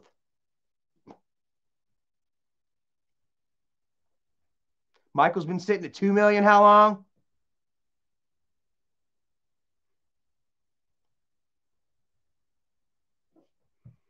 Amar Tube says, what about Mike saying you killed a kid? Well, see, that might be about Mike once again, lying about somebody else. Is that about the kid, our little friend that got hit and killed by a car? Is Michael really going to sit here and lie about our little friend that got hit and killed by a car now? Is Michael going to sit there and say it was my fault that this little kid ran out in front of a car and got hit and killed? How dare you, Michael? How dare you? Our little friend Chris, who got hit and killed by a car in 1996. I was that far away from him. Kimberly was that far away from him. And you're going to sit there and try to accuse me, blame me for an accident that killed a child? Marcus McGarvey said, that's so sad to blame Charlie for that. Aussie Dragon said that's almost defamation of character. And can you believe that Michael would sit there and make up a vicious story about a childhood friend that we watched get killed? Michael's going to make up a vicious story about, oh, my brother killed him. What kind of man would do that? What kind of human being? Michael watched this little kid get killed, hit and killed too. It changed all of our lives. And Michael's going to take that tragedy and he's going to try and lie and clickbait it and try to use it to attack Charlie. How sad is that, Michael? How low. And that's not the first. Jennifer would remember. Who remembers when Jennifer said it? Jennifer said that I pushed the kid into the car. Jennifer, who remembers Jennifer saying that I pushed that little boy in front of the car? Who remembers that? I know somebody's got to remember. Messiah of Kings in the house. What's up, man? Erica said something about you live streaming earlier and that she popped in and said, what's up, man? Much love to you. Christopher Colin says he remembers when Jennifer said that. Stephen Miron remembers when Jennifer said that I pushed Christopher MacGyver in front of the car. Amartube remembers. Anthony Cruz remembers. Jim Morrison remembers. You lying about Christopher MacGyver, Jennifer. I wonder what little Chris is thinking right now up in heaven about Jennifer lying and saying that Charlie pushed him in front of a car. I wonder how he feels right now looking down on Michael. Having Michael accuse me of his accident. How messed up is that, guys? How messed up was it for them to sit there and say that Dad was afraid of me in the hospital? How messed up was it for Michael to sit there and say, I'm not stopping Charlie from saying goodbye to his father? And yet he brought Isaac down 2,000 miles to be the bodyguard. To where him and Jennifer and Kimberly would tell you all that Dad was afraid of me. They would sit there and lie on Dad after he died. Who remembers that? When Dad would call me and tell me that he was afraid. And I would think it was because of me. And I would find out, I would realize much later that he wasn't afraid of me. He was afraid of Michael. Like I say, he knew that Michael did not want me around, that Michael had the power, and that he knew that Michael was trolling me for months before Dad died. Dad had to sit back in his last final days and watch Mike destroy me. Watch Mike accuse me of pedophilia, of raping my sisters, of giving my nephews drugs and alcohol, while my dad was dealing with cirrhosis of the liver. Dad had to sit on his deathbed wanting to say goodbye to me, but would have to do it over the phone because he was afraid that Michael was going to have me arrested and shit. Who remembers that? Dad had to die in fear. Not because of me, but because of Michael. Didn't he, Michael?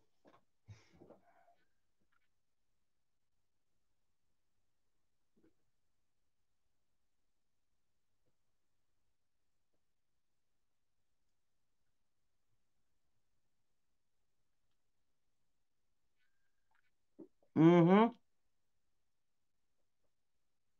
How's it feel, Michael? Slip ZHD says Michael said you accused AGP on being a pedophile.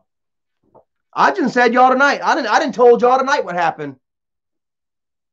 I said Dad was falsely accused by somebody who would go on to rape me and my cousin and then turn around and accuse Dad and my uncle. Get your words right, Michael, because you're lying again and everybody sees it. I love it. I love it, dude. Every time Michael comes out and he twists the truth and he bends it, you know what I'm saying? You all can come on here and be like, Charlie didn't say that, Michael. That's not what he said, you fucking liar. Charlie said that Grandpa was falsely accused. and that you guys should all understand and respect that and have sympathy for that. But instead, you turn around and falsely accuse someone in your own family. I'm saying that I'm going through the same shit that my father went through for years.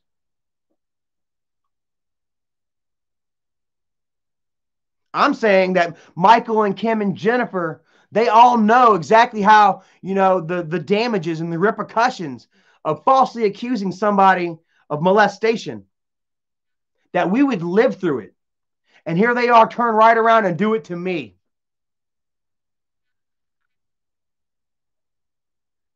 That's what I said.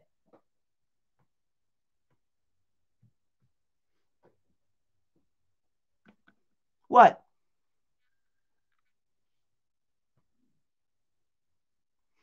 Jordan says, damn, you're still alive. I just got home from work. I know I'm on a roll tonight, man.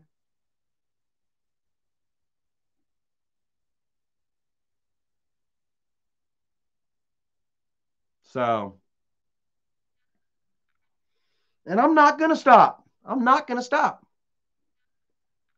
Whenever I feel the need to, whenever y'all try and push my buttons, I'm going to pop up. 169 people watching. Wow, thank you so much.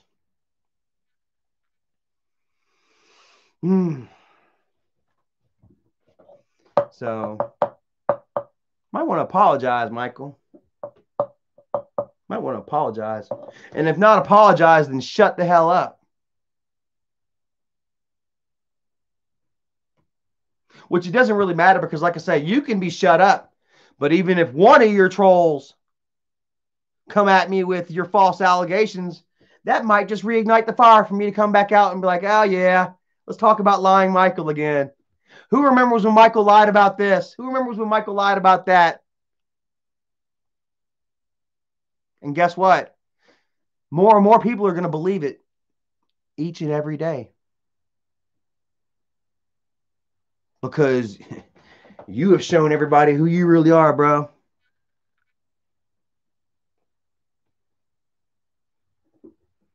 Everybody asks, where's Doug? I don't know. Doug's somewhere around.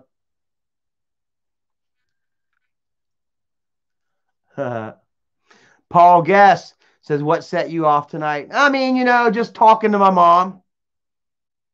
I got to talking to mom and stuff, and just, just feeling her depression. You know what I mean?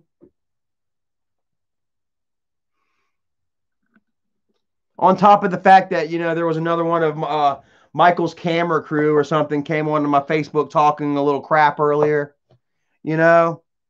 So I just felt like coming out and once again setting the record straight.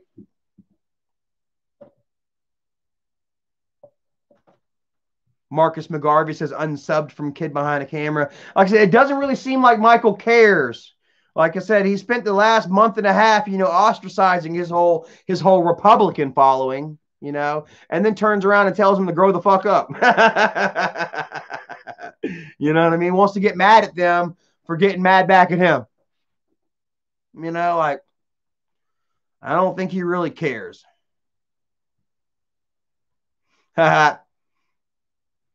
Everybody saying fuck Mike Green. Fuck Mike, we got your back. Let him rot.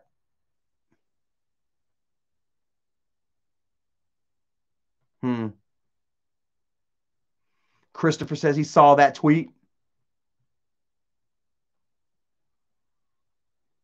Nick R says, what did Jenny and Kim accuse you of back in the day?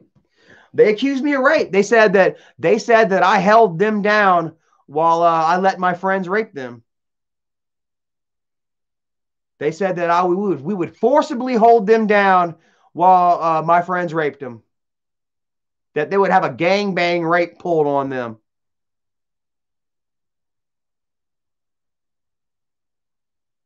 And yet they would not be taken to the hospital. There wouldn't be any damages. Mom and dad wouldn't see them walking around like this, or bleeding in their underpants, or bruising on their arms, or them cowering away from Charlie, crying uncontrollably for no reason every time they see me enter a room.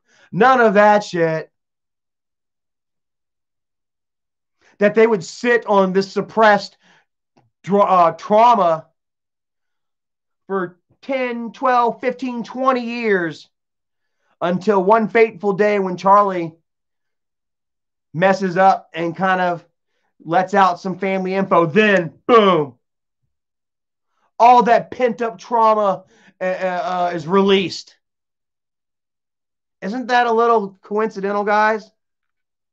Isn't that, how many red flags did I just raise in that scenario?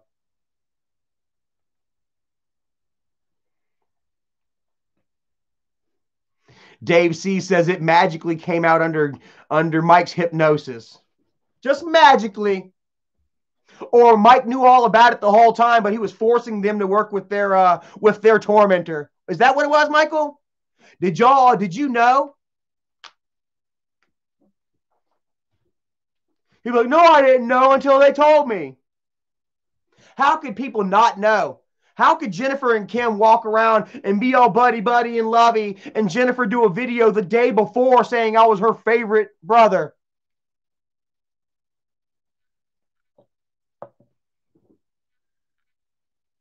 No sign whatsoever of anything wrong. Matter of fact, like we say, Jennifer doing a video the day before saying, Charlie's my favorite brother. He was always here for me as a kid. It was always Michael and Kim. Who remembers that video? It was always Michael and Kim and then me and Charlie. It was never me and Jennifer. I would just take up for her when I felt bad for her whenever they were getting extra hard on Jennifer.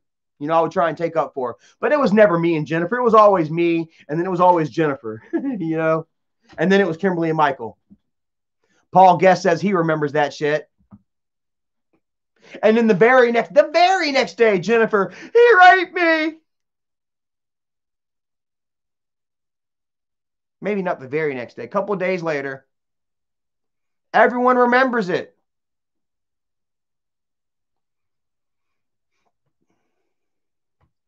Marcus McGarvey says, I believe all those stories broke the old man's heart. Shame on them. And to do it for attention, that's bullshit. You know, I believe that Michael killed Dad with them stories. I believe if it wasn't for Michael manipulating that situation and tearing Dad's heart out of his fucking chest with those evil stories about fucking his own son raping his own daughters, I believe Dad could have fought off that shit. And if he couldn't, at least Dad would have died happy. Dad wouldn't have died believing his son molested his daughters. But don't you know Dad's up there now looking down? And he's like, damn you, Michael. Damn you, Kimberly. Damn you, Jennifer. Y'all lied about my boy.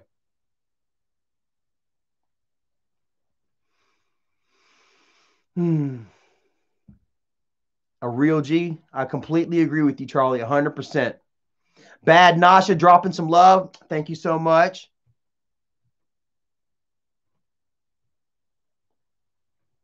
Lone Wolf says, and Mike tried to blame his death on you. I know, right? Like, Michael is the one that is orchestrating all of the drama.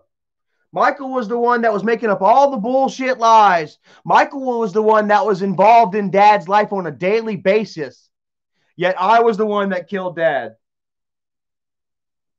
Michael could have stopped it all right then and there. Boom. Who remembers whenever after Dad died, Michael told Isaac, stop the shit. Next thing you know, Isaac's donating to my live streams. Who remembers that shit? Isaac still has the video up on his YouTube channel. Donating super chats to me and saying, oh, it's okay, it's all over. Why? Because Michael told him to. Michael said, end it, and it was fucking ended. Michael should have did that while Dad was still alive. But no, Michael didn't want to. And then Michael turns around and hires a fake psychic to sit there and talk about Dad's displeasure from the other side. Oh, now he's worried about Dad's feelings. Now that Dad's dead. Now that Dad's dead and gone, you know what I'm saying, is he worried about Dad's feelings and how Dad felt about the situation between Charlie and Michael? And now that Dad's ghost and Dad's spirit is angry, Michael forgives Charlie. Wasn't that a little horse shit? Michael didn't give a shit about how Dad felt when he was alive. Michael didn't give a shit about how Dad felt about the situation while Dad was alive. Michael didn't give a shit about helping Dad die in peace. All Michael cared about was destroying Charlie. When he should have been focused on helping Dad transition into the next life peacefully and comfortably. No, Michael was coming out every single day. Charlie this, Charlie that. Charlie raped his sisters. Charlie was dating 13-year-olds. Charlie's gay. Charlie beat his father. Charlie gave his nephew drugs and alcohol. And Dad had to sit there and deal with that shit on a daily fucking basis until he died. And then after Dad, 3 years after Dad dies, Michael worries about how Dad, I guess Dad didn't like that. Wants to worry about how Dad's spirit feels on the other side. And yet Michael says last night that he doesn't even believe in God. Says last night he doesn't believe in God. And yet here he is fucking 2 weeks ago. He's manipulating you all with the psychic and with Dad's spirit. Dad's spirit that Michael obviously does not believe in.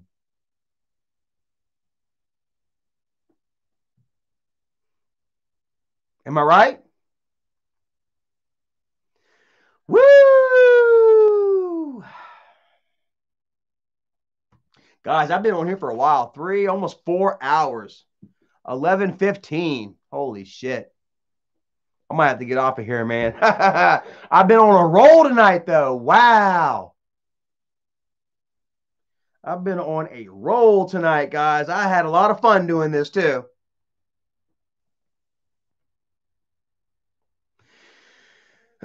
Nick R says he doesn't believe in God. Yeah, check out his Twitter. He said it last night. Not only did he attack people's politics, he attacked religion all in the same post. He mocked and ridiculed people's politics and religion all in one post. How about that shit?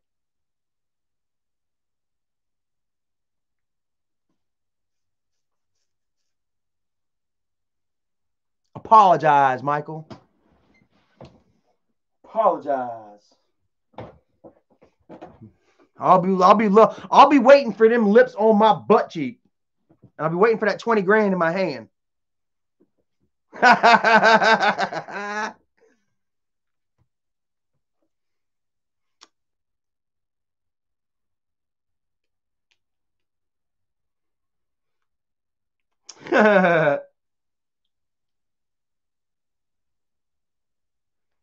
I mean, he's already sort of kissing my butt by trying to lure me back into the videos. Charlie's not a bad guy when he's drinking. Or when he's not drinking. Or Charlie wrote me a letter. You know? Or Grandpa wants me to forgive Charlie. Grandpa's ghost that I don't believe in wants me to forgive Charlie.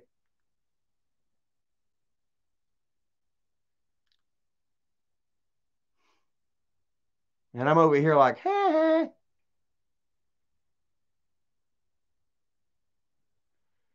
So hit me up, Michael. I'll be waiting for your apology.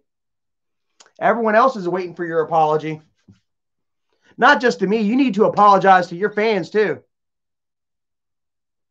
You need to apologize to them for lying to them all these years. Not just about me, but about everything in general. You know, your credibility is in the shit tank because of your own lies and bullshit. You don't just owe me an apology. You owe your fans an apology. Am I right? So I want all y'all to line up and tell Michael, apologize. Apologize to your fans, Michael. Every single one of y'all should stick your ass right in that camera and tell Michael to apologize. Because without you guys, Michael wouldn't be shit. Without all of you, Michael wouldn't be a damn thing. And he shows you exactly what he feels about you when he ridicules your religion and your politics. And when he tells you, stay in line and agree with me or be banned. Am I right? You all are the ones that made Michael who he is today. And I can almost say, damn you guys, because Michael is not a good person. The person that y'all have made Michael, the person that YouTube has created Michael, is not a good person.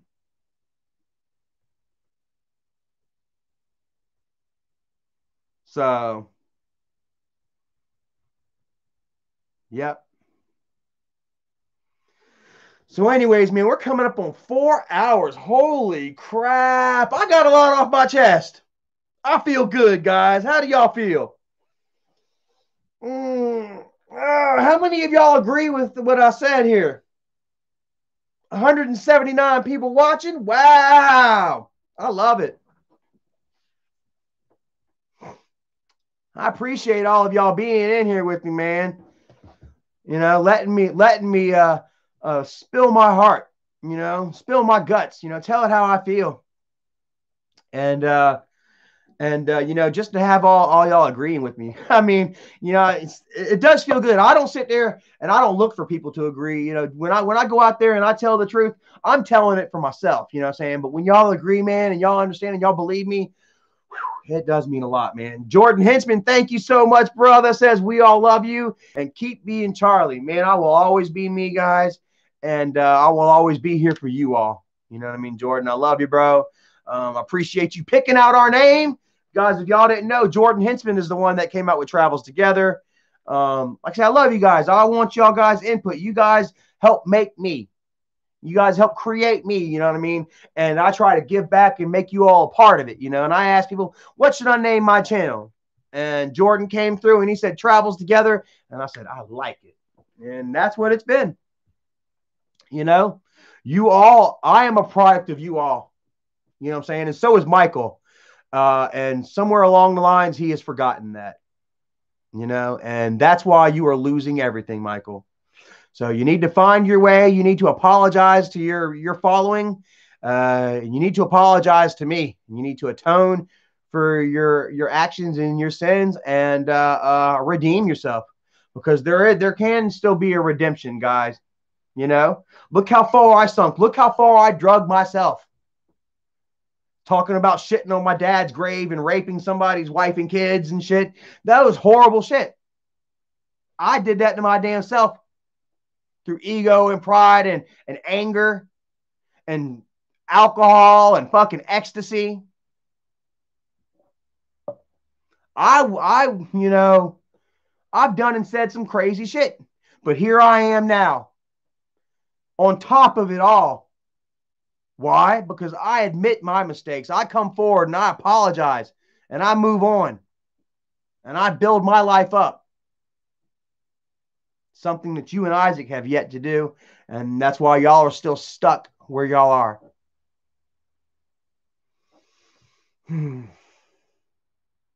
So, Smokey Triple X, man, thank you for watching, brother. PvP Son, Jim Morrison, Ken Coakley, Anthony Cruz, Samuel Roundup, Jordan Hinchman, much love to you, brother, man.